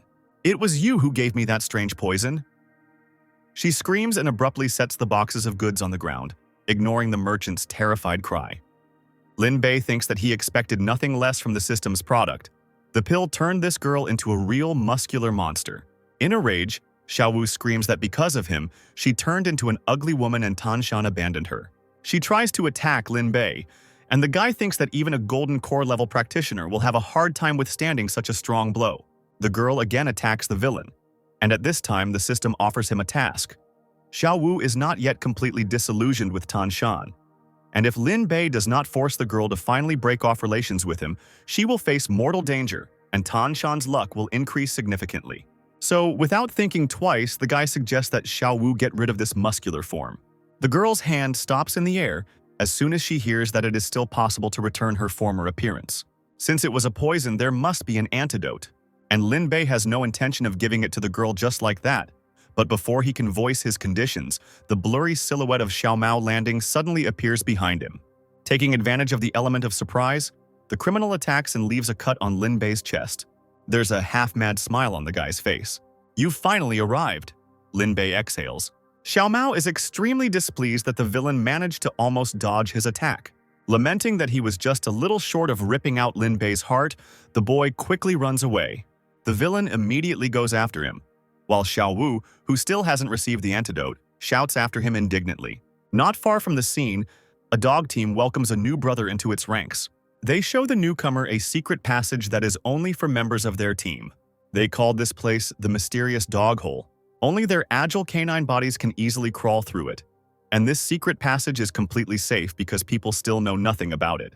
The pack leader's proud speech is interrupted by the noisy appearance of Xiao Mao. Before the astonished eyes of the dogs, the man begins to crawl right through their secret, mysterious dog hole. Moreover, immediately after this, two more people appear near the hole, Lin Bei and Xiao Wu. For several long minutes, they argue heatedly over which of them should go first. Everyone tries their best to avoid this fate, coming up with all sorts of arguments. But in the end, Lin Bei climbs first, afraid of losing the criminal, and pulls Xiao Wu along with him. For a second, she gets stuck right in the hole, but with one sharp movement, she still crawls through it, significantly increasing the size of the hole. But by this time, Xiao Mao had already disappeared without a trace. However, on one of the branches of a nearby tree, Lin Bei notices a scrap of the criminal's clothing. He invites the rabbit girl to sniff this piece of clothing in order to track down Xiao Mao. Xiao Wu obediently takes the piece of clothing in his hands and brings it to his face. However, a second later, realizing the humiliation of this request, he throws the scrap of paper on the ground in a rage. She has no intention of catching Xiao Mao at all. All she needs is the antidote. Lin Bei asks the system how many villain points it takes to buy a potion that will restore the girl to her former appearance. It turns out that the True Beauty Restorative Pill, capable of returning one's appearance and figure to their previous state, costs a whopping 10,000 villainy points. However, there is also a temporary beauty pill that costs much less. Therefore, Lin Bei tells the girl that he is ready to give her the antidote. But he has one condition. Xiao is ready to do anything to get back her former appearance. Lin Bei wants her to test Tan Shan to see if their love can withstand the test. Xiao Wu is confident that her feelings with her brother Tan Shan are unbreakable. Lin Bei finds it funny and absurd that the cultivator once abandoned the girl, and she still believes in the indestructibility of their relationship. But Xiao Wu stands firm and plans to go to Tan Shan right now. "Where are you going?" Suddenly, Xiao Mao's voice is heard, and his hand suddenly appears from the ground. The criminal is confident that these two will not go anywhere today. He grabs Xiao Wu by the leg and reaches out with his other hand towards the villain, but Lin Bei manages to escape. Then Xiao Mao decides to eat this rabbit first. Hearing these words, the girl becomes furious. With a light movement of her foot, she pulls the guy out from under the ground. Xiao Mao didn't expect such monstrous strength from her. Lin Bei is glad that the criminal has finally stopped hiding from him. Xiao Mao believes that he was not hiding but simply following the rules of hunting, to lie low and then strike a fatal blow. Hearing this, the villain remembers that Old Man Dan recently told him why the water of Taodi should never be reversed. In fact, none of the anomalous waters, fires, lands, metals, or trees can be reversed. The reason lies in the origin of the anomalies. Daping chronicles. Anomalies are born from the depths of the world. However, in these chronicles, the world in which everyone lives now is not at all meant by heaven and earth. When Dan Chen told this, the cultivators' faces were filled with shock and confusion. Seeing Lin Bei's expression, the old master quickly explained what he meant. This story happened before he took on the form of a ghost. That day, the old man dared to penetrate the little-known ruins of an ancient grotto. The identity of its owner could not be established, but he left a coded message there. There were no anomalies on the Jusho continent originally, but 10,000 years ago, a dark sea appeared. It was then that the anomalies descended into this world. And what's more, the owner of the grotto discovered that within these anomalies slumbered an ancient will that gradually awakened when certain conditions were met. Lin Bei immediately understood that these conditions meant reversal. When Dan Chen deciphered this message and was about to report the information to the major clans and sects, the traitor Shi Li suddenly attacked him and the master's flesh crumbled to dust. At the moment of death, his soul miraculously took refuge in a jade stone, which allowed him to continue to drag out a miserable existence. "Are you really Xiao Mao?" Lin Bei suddenly asked, memories of the old master's story about these anomalies flashing through his mind. Such an unexpected question confused the criminal, just like Xiao Wu, to whom the villain explained that it was not Xiao Mao in front of them, but the ancient will contained in the Taoti water. "They found me out," the criminal laughed, running his hand through his hair, which instantly began to shimmer with fire. His whole body was engulfed in flames, and the boy said that he should now be called Mr. Taodi. As for the consciousness of the real owner of this body, under the pressure of the ancient will, it is unlikely to last long. Very soon, this body will completely pass into the possession of the ancient creature. And in order to celebrate his own perfect rebirth, he decided to first eliminate the minor inconveniences associated with this body, such as Xiao Mao's enemies. Lord Taodi rushed towards Lin Bei, and a deafening explosion occurred. Luckily, the boy and Xiao Wu managed to get into the air in time and avoid a sad fate. Taoti's strength is on a completely different level compared to Xiao Mao's. Furthermore, over the past month, Xiao Mao had been continuously using Taoti water to absorb other people's cultivation, and now his own level had reached the peak golden core stage. "You're just pathetic jerks," the ancient entity growled, easily breaking one of the villain's flying swords with its teeth. Lin Bei, ignoring these insults, handed over the Li family's tablet to Xiao Wu. The girl must take it and find the eldest daughter of the Li clan to convey to her the news of Xiao Mao's whereabouts and a request to send reinforcements. Xiao Wu asks Lin Bei not to die during this time because he has not yet given her the antidote, to which the guy with a grin promises to definitely survive. "You calling for backup?" Mr. Taoti burst out laughing. The entity is sure that no matter how many people arrive here, they will all become just food. Lin Bei smiles and asks him to put his words into practice first, and then make loud statements. The villain attacks first, but this blow does not bring the desired result. The entity in Xiao Mao's body uses the skill Thunder Roar to respond to this attack. The wave of his energy throws the villain back several meters. The swords he launched towards the entity are reduced to mere fragments. Xiao Mao is disappointed with such a weak attack. Lin Bei thought that all his flying swords were sent flying by just one wave of thunderous roar. This was truly a terrifying power. Xiao Mao shouts at him that a real battle is a wild carnival, a feast of primal instincts, and he rushes to attack, using the Taoti Claw that tears apart the heavens. Lin Bei puts up a blue lotus shield, but the ancient entity's hands almost tear apart his defense. One more movement and the shield finally shatters into many pieces. Consume his hope until it turns to dust. Xiao Mao smiles. This attack sent Lin Bei flying into one of the rocks, much to the creature's delight. At this point, Xiao Mao decides that he has played enough.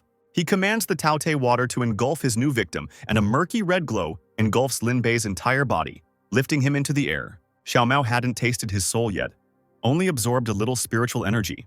He is already reaching out his hands to the victim, when suddenly the villain's body turns out to be just a clay doll. This enrages the creature.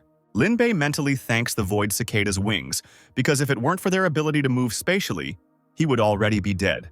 Xiao Mao notices the silhouette of the villain behind him and turns around. At first glance, he recognizes the wings of the Dimension Shadow cicada, and although they were only in their initial form, even despite this, Lin Bei had now become an even more valuable trophy for him. The villain freezes in the air, waiting for a new attack. He understands that he cannot enter into direct confrontation with Taoti. All that's left is to rely on the void cicada's wings to maneuver and stall for time until Li Jian and the others arrive. Xiao Mao is sure that all attempts at resistance are futile, and no matter how hard Lin Bei tries, he cannot escape from his strong grip. So he attacks again using Taoti's heart-devouring flame. At the last second, the villain manages to dodge the attack using the void cicada's wings. Meanwhile, the stream of flame continues to pursue the guy, but he manages to avoid collisions for now. Time after time, Lin Bei dodged the hostile energy. Xiao Mao watches this with a crazy smile, continuing to persuade the guy to give in. Wherever the villain runs, the flame of Taoti has already taken aim at him and will pursue him everywhere until it finally devours him. Lin Bei recalls that somewhere he has seen such an attack that cannot be escaped, and this information gives him an idea of how to get rid of this stream of flame. Lin Bei flies right up to the ancient entity and freezes for a second right in front of its face, and then it suddenly moves to the side, while the stream of flame does not have time to stop and continues to fly forward. Xiao Mao falls into this trap, unable to figure out someone else's cunning plan in time. Even more enraged, he would never let Lin Bei live. "It's all over," the villain laughs at him. It took a while, but Xiao Mao noticed that Lin Bei's reinforcements had already arrived. Li Jian is the first to notice that the criminal looks different. Lin Bei laughs that he was the one who fell under his own flames, and the displeased lady clarifies that she meant the horns on his head. The villain then chalks it all up to Xiao Mao having some demonic bloodline somewhere, deciding not to waste time on lengthy explanations. Li Jian steps forward and asks Xiao Mao if he is really behind the series of mysterious murders in Wushuang City. Lin Bei thinks that any normal person would never admit to such a thing, and since Xiao Mao is no longer human, he easily confesses to all the atrocities, claiming that giving up his flesh and soul is a great honor for those who died. "Hopeless stubbornness," Li Jian tells him. Paying no attention to her words, the ancient entity promises to take the souls of everyone present here today. A big surprise for him is the instantly transformed Mrs. Li. Xiao Mao couldn't even imagine that this fragile girl possessed such power. "On your knees," Li Jian orders. The girl exudes such powerful energy that Xiao Mao has no chance of winning or escaping. A few deafening explosions from her blows and it was all over. "Seal!" Li Jin says firmly, ending the fight. Now Xiao Mao is captured and we can return back to the city. And then Lin Bei notices that Xiao Wu, whom he had previously sent to look for Lady Li, is not among those who have arrived. The girl never made it to Li Jin and the others, getting lost somewhere along the way. Suddenly she hears passers-by talking about how the killer has finally been caught and realizes that she is a little late. "Damn it!" the girl cries out in annoyance. Meanwhile, Le Wuzi was discussing the capture of the criminal with his older brother. Le Yun is not too happy that Xiao Mao was caught by Madame Li and not by the guards. This is quite a serious blow to reputation. People may decide that the guardians of the hidden law are incompetent and useless. Wu Tzu, on the contrary, is sure that these are all empty worries. Surely the townspeople will not judge based on just one case, since many other cases in the city were previously solved by the guards.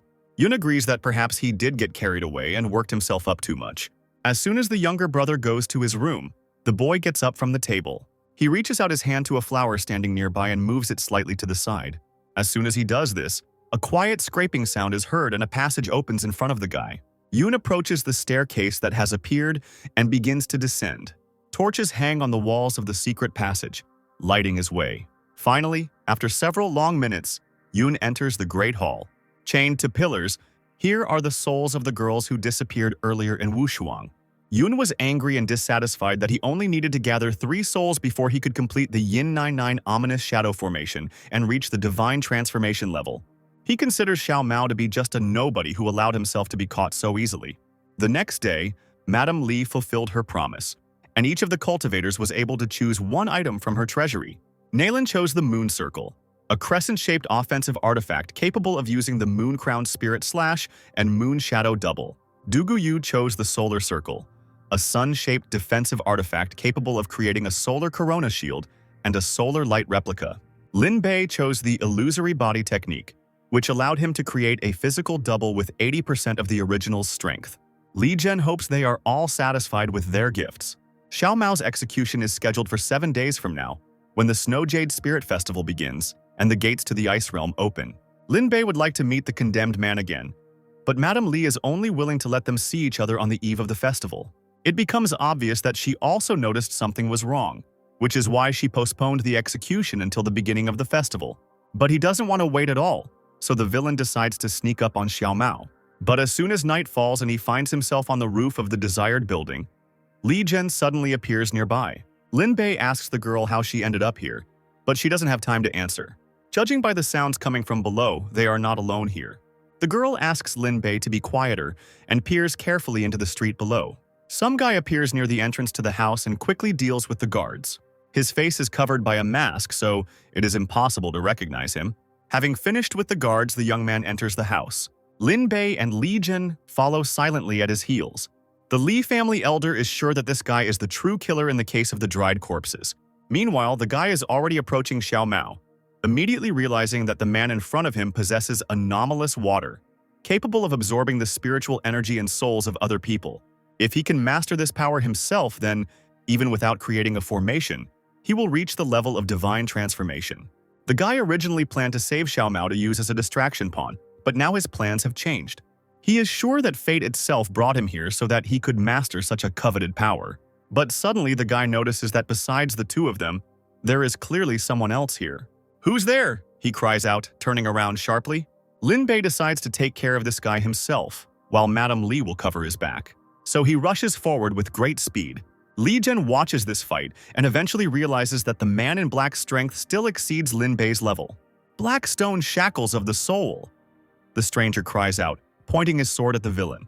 The red glowing shackles tightly grip Lin Bei's body, preventing him from moving. Li Zhen notices that the boy's strength suddenly weakened after coming into contact with the shackles. And then he immediately realizes that this is because instead of Lin Bei, the chains bound only his clone, created by the Illusory Body Technique.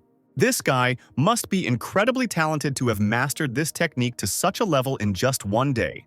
Meanwhile, the guy in black also realizes that he has been deceived and is about to strike again.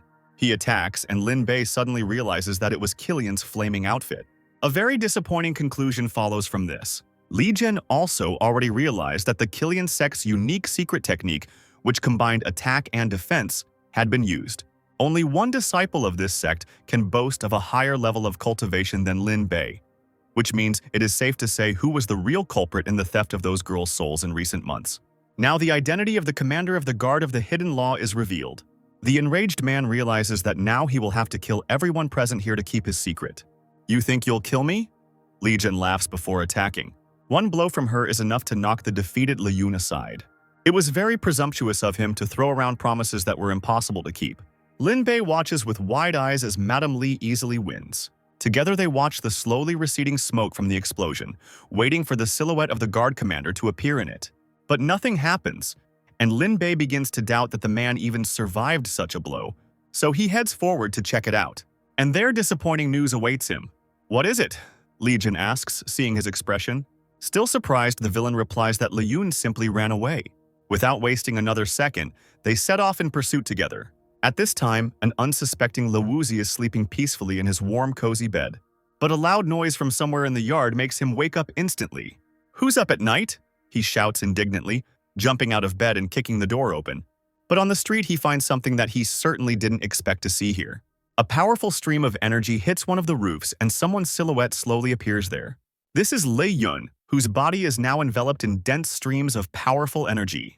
The man is only half a step away from divine transformation, and this power delights him. He can already imagine how powerful he will become after completing the Yin 99 ominous shadow formation and truly breaking through to this level. Lin Bei realizes that they are too late. It would be a good idea to request help from the city leader, but all the high-level cultivators have now gone to Daoyu City for an emergency meeting. The villain is definitely no match for Li Yun's current strength, so Legion orders him to get out of the way. She intends to deal with the guard commander herself. Lin Bei can only watch in awe at the beauty of this unusual fight. The rest of the Li family's disciples still don't know the reasons why their elder brother, the mentor, is fighting with Lady Li. Lin Bei has to explain to them that Yun is using human lives to activate the sinister formation. None of them notice where Tan Shan disappeared to at this time. Just now he was behind them, and then suddenly he disappeared somewhere. Meanwhile, the guy is already flying past the battle, heading towards some goal of his own.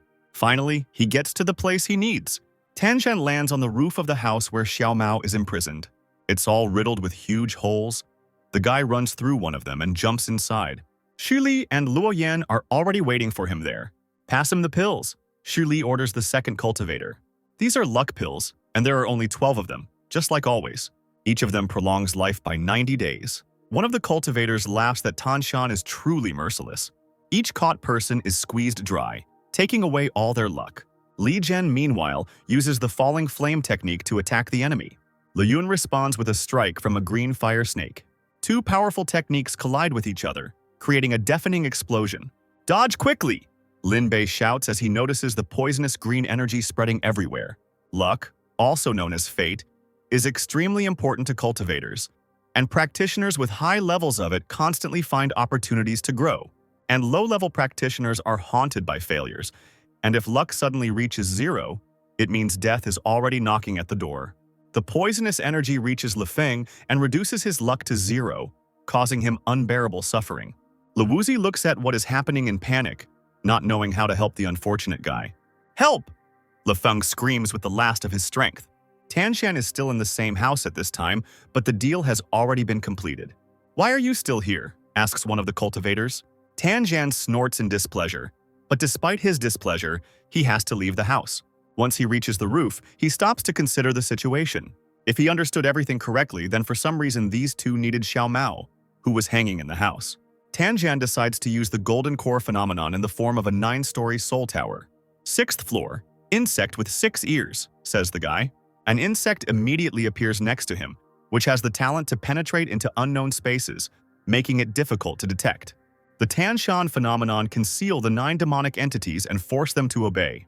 The guy originally planned to seal Xiao Wu after her transformation, but it turned out that she was an ugly, talentless nobody. Now, with the help of the insect, he can see what exactly Xu Li and Luo Yan will do. This is how he learns that Luo Yan is going to separate the blessings of fate and good fortune bestowed by heaven from Xiao Mao. Meanwhile, Xu Li will take care of the Taodi water and extract its power from another world. As for Xiao Mao, he will follow them to the land of ancestors, where he will undergo the demon initiation ceremony. Tan Shan realizes that these people, despite their incredibly pure energy, are actually demons. And the battle between Lady Li and the guard commander is still ongoing. A man uses a thunderstaff to deliver what he believes will be a crushing blow to his opponent. Li Zhen stares tensely at the approaching Le Yun. On his face, there is a malicious grin of a man already confident of his victory. He swings his huge staff with all his might and causes an explosion. Lin Bei lets out a stunned cry as Elder Li's figure disappears in a fiery blaze. He orders the system to urgently find a way to help Li Zhen, but in response receives only a warning that this action contradicts his role as a villain, and that next time such a violation will be punished. But fortunately, Ms. Li still manages to block even such a powerful blow. Le Yun arrogantly suggests that she stop resisting, as she is already fighting on her last breath. Taking an appraising look at Li Zhen, the guard commander makes her a lucrative offer. Considering the girl's attractive appearance, he is ready to spare her if she agrees to submit. As one of the heirs of the Li family, she has access to their resources and secret techniques. Therefore, with the help of the girl, Le Yun could easily advance further along the path of immortality cultivation and ascend to the peak of the firmament. Lin Bei decides to try a different approach and asks the system if there is a way to subjugate Li Zhen so that she doesn't fall into Le Yun's hands. In response, the system tasks the boy with saving the girl's life and signing a master-servant contract with her. Then the Nimble Hands skill will receive a new version, capable of summoning several illusory hands, capable of separating anything foreign that does not belong to the enemy. Each use of this skill requires a master-servant contract with a living being for at least 2.5 years. Lin Bei had hoped that there would be no punishment for refusing, but the system had prepared a real trap for him. But there was no time left for thinking. Another blow from Le Yun sent Mrs. Li falling to the ground, exhausted. Now the guard commander turned his attention to Lin Bei and Le Wuzi. He wants to know if they choose to become his faithful dogs or go to the afterlife. Lin Bei decides to take a risk and agrees to the contract offered by the system. He approaches the elder Lei Zhen and offers a secret method to defeat Le Yun. This method is a bit odd, as it requires a master-servant contract to be entered into each time it is used. But the girl agrees without hesitation and signs a contract with the villain. Lin Bei can now use dexterous hands once. Li Zhen looks at him hopefully, waiting for his next move. Le Yun had already realized that no one was going to obey him and began to attack again. Lin Bei asks Elder Li to buy him some time so that he can activate the secret method. So the girl rushes into battle again. Le Yun immediately notices that her attacks have become somewhat more cautious. And now he's trying to figure out what made her change her fighting tactics. Realizing that the matter was with Lin Bei, the man directed his attack at him. A stream of hostile energy is directed straight towards the villain, who is still preparing to activate his skill. But Li Zhen stands in the way of this attack again, covering the guy with himself and deflecting the blow. However, some of the attacking energy still seeps through and heads towards Lin Bei. There is an explosion, and everything around is covered in thick smoke. Le Yun decides that now he has definitely dealt with at least one of his opponents. But when the smoke clears, everyone sees Le Wuzi, who managed to shield Lin Bei in time. But blocking the attack of the half-step before the divine transformation was quite painful for him. As he exhales, the guy tells Lin Bei that he must win today, and then he falls straight to the ground, powerless. Immediately after this, Lin Bei finally completes his preparation and activates the skill. The tentacles are heading towards Le Yun, and something tells the villain that if they touch his body, something terrible will happen. When Li Zhen sees the guard commander successfully evade the tentacles, she decides to correct this unfortunate misunderstanding. "Come on, come down!" the girl screams, and to Le Yun's surprise, sends him crashing down with a kick. Unable to stay in the air, the man falls straight onto the tentacles. Instantly, they envelop his entire body, depriving him of the ability to move and cultivate. Lin Bei looks at this unexpected scene with a little surprise. Elder Li Zhen also didn't expect this kind of secret method at all. Meanwhile, the tentacles continue their work before the eyes of the astonished cultivators. Little by little, Le Yun's body begins to be purified. After a few seconds, the souls that had been previously taken from the unfortunate girls began to appear from his body. Lin Bei and Elder Li Zhen realize that they have succeeded. Now these souls have found freedom. Before disappearing forever, the girls do not forget to thank their saviors. And eventually, they rise into the sky and disappear into thin air. Lin Bei and Mrs. Li still looked at them with astonishment, not knowing what to say. But in the end, they pull themselves together and turn towards Le Yun again. The guard commander's power, to his horror, is slipping away from him. His own power consumes him, causing him terrible suffering. And in the end, all that remains of the young man is a withered skeleton covered in skin. As soon as the absorption ends, Le Yun falls to the ground dead. Now, Ms. Li Zhen has two pieces of news for Lin Bei. Good and even better. The first news is that Li Yun is dead, which means they have won. The second piece of news is that Lin Bei is now her servant. This information almost horrifies the guy. Li Zhen realizes that he really doesn't understand anything about contracts and decides to enlighten the guy, starting the story with regular and blood contracts. There are also no less useful soul contracts. And finally, the fourth type is heavenly contracts. In addition, there is also a division into master-servant contracts, equal contracts, common use contracts, and fate contracts. Besides the heavenly type, a normal contract can be modified by the party whose cultivation is higher, a blood contract by the one whose blood is more ancient, and a soul contract by the one whose soul power is stronger. And since Li Zhen's cultivation level was significantly higher, after receiving the contract, she simply swapped the names in the master and servant columns. Was that possible? Lin Bei grabbed his head. This information left him in shock for several long minutes. While he is recovering, Li Zhen decides to see what is happening in the house where Xiao Mao is locked up. So she understands that something is starting there that was not part of their plans. Stop yelling! She commands Lin Bei, and he obediently rolls up the long-suffering contract. They fly up again to return to Xiao Mao, while Li Wuzi remains lying on the ground, recovering. At this time, Shi Li and Luo Yan had already begun to put their plan into action. However, something suddenly went wrong as they had expected.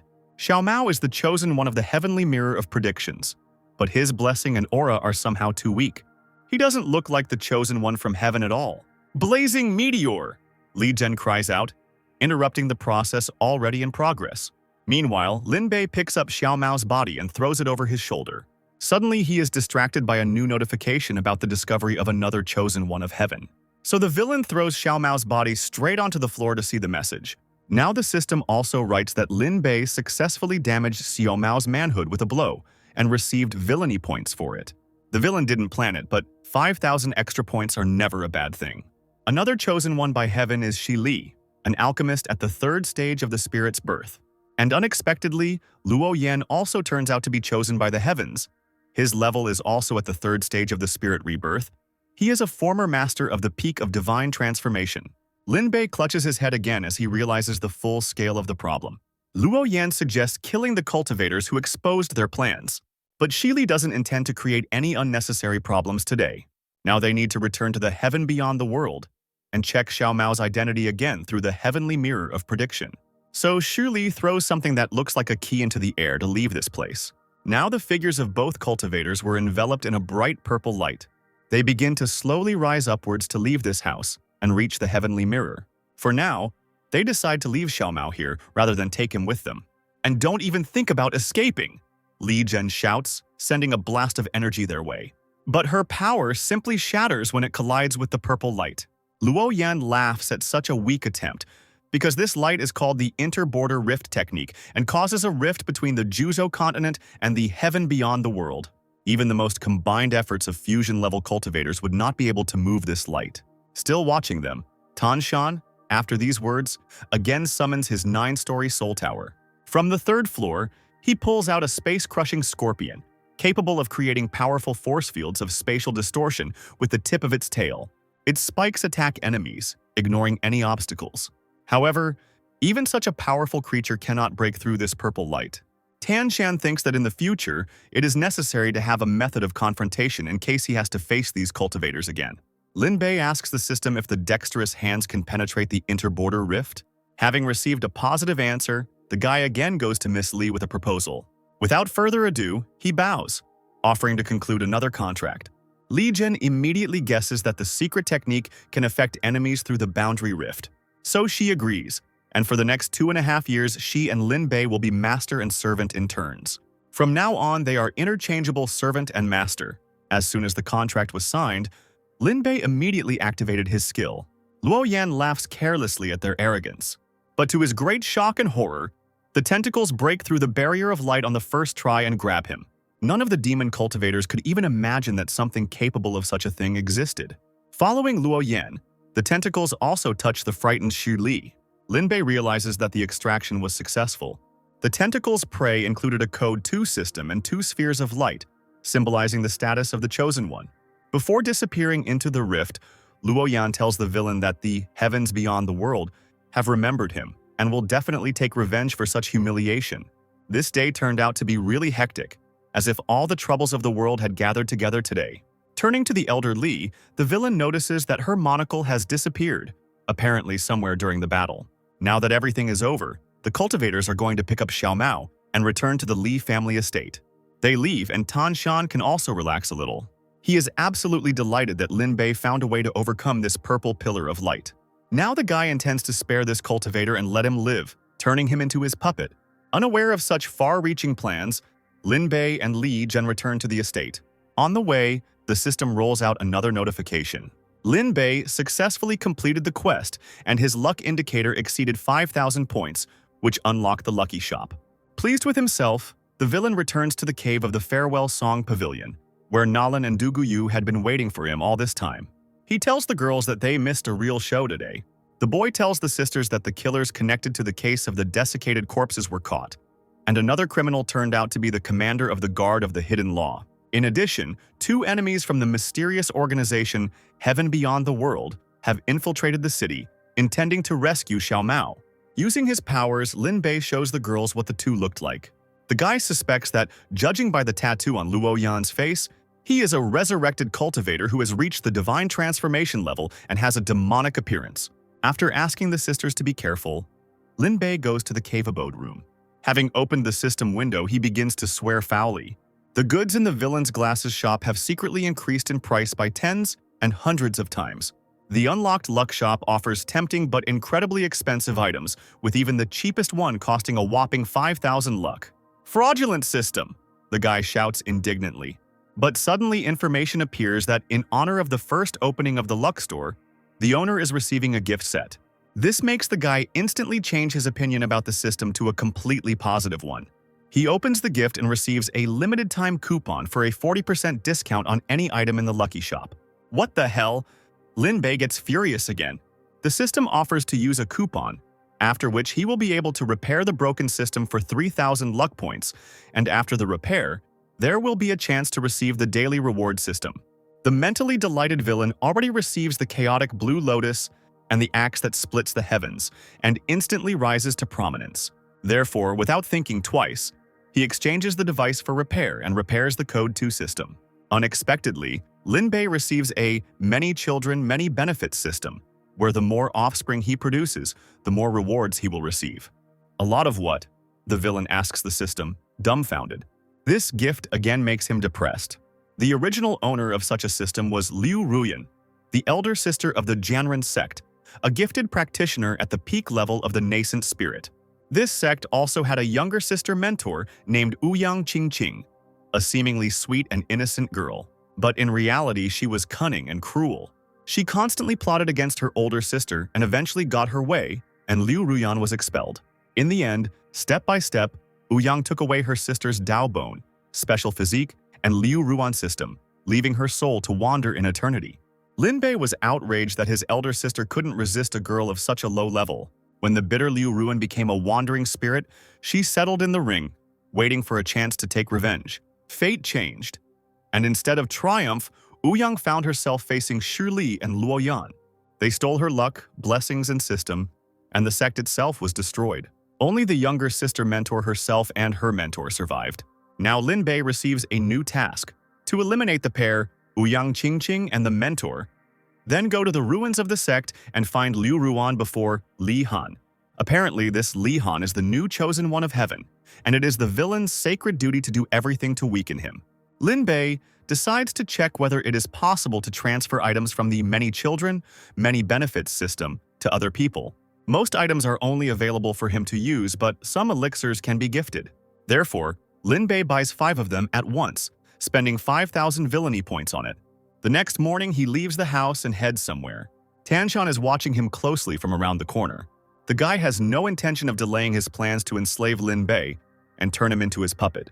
Therefore, he follows the villain on his heels, hiding behind numerous trees. Before his eyes, Lin Bei enters the Li family's house, where Tanshan himself can no longer enter, but can use the insect again. So now the guy watches carefully as Lin Bei is escorted to the underground secret room where Xiao Mao is being held. The villain descends the stairs and enters a cave where a weakened criminal is chained to the wall. Now he needs to do everything exactly as Old Man Dan taught. Touty Spirit Taming Seal, the boy pronounces firmly, placing his hand on Xiao Mao's chest. Slowly, blood-red energy begins to separate from the exhausted cultivator's body. Finally, the touty water is completely extracted. Now Xiao Mao's luck has decreased by 100 points, meaning he can be easily destroyed. But Lin Bei has one small gift for him. A surprised Tanshan watches closely as the villain forces some kind of pill into the mouth of the chained boy. Lin Bei says with a chuckle that this is something wonderful that will teach Xiao Mao to understand what filial piety and love are. The villain begins to wait impatiently for his test subject to wake up, and Xiao Mao indeed soon opens his eyes, slightly clouded over. After coming to his senses a little, he felt that the Taioti water had disappeared, and his cultivation level had dropped from Golden Immortal to Golden Core level. The guy was sure that he had killed Lin Bei on the night of the engagement breakup, but for some reason he was standing in front of him now, safe and sound. Xiao Mao decides that he has been reincarnated into the past, and that in this life many opportunities were missed due to Lin Bei's interference. Since this cultivator did not die that night, there is only one truth. He too was reborn. Moreover, his rebirth occurred much earlier. Having come to such conclusions, Xiao Mao decides not to leave it so easily and to change his destiny. After all, he is a golden immortal and capable of anything. Therefore, Xiao Mao finally breaks his shackles and rushes into the attack. The system warns Lin Bei that this guy has traveled from the future of the original story to the present. Now the villain must kill him at any cost, otherwise he himself will face death and the sect will be destroyed. The fierce battle begins again. Xiao Mao intends to extract the knowledge of the Blue Lotus from the enemy's soul. With their help, he will surpass the immortal sword Qinglian and trample him under his feet. Lin Bei mockingly points out that in the future, the sword immortal Qinglian had greatly oppressed Xiao Mao, since he was so angry. The angry cultivator shouts back that this immortal should not have interfered with his relationship with Lian Yue. Even if the girl is his niece, she should still have the right to choose. From these conversations, Tan Shan understands that both of these cultivators are reincarnated, and therefore are definitely worthy of becoming his puppets. So he extracts a bluegrass worm from a 9-story tower that can parasitize the host's brain, turning it into a puppet. "I bet you forced her." Meanwhile, Lin Bei screams. Xiao Mao shouts back that the girl was poisoned, and he only helped her remove the poison. The even more enraged cultivator grips his sword more comfortably and delivers another blow. This time it hits Lin Bei cleanly, sending him flying. At this point, Xiao Mao decides that he has won. But in reality, Lin Bei was simply pretending to be defeated. The villain is eagerly waiting for the pill to finally take effect. To his delight, just a few seconds later, Xiao Mao clutches his suddenly enlarged belly in fear. In response to the cultivator's shocked cry, Lin Bei laughs that he only got him pregnant.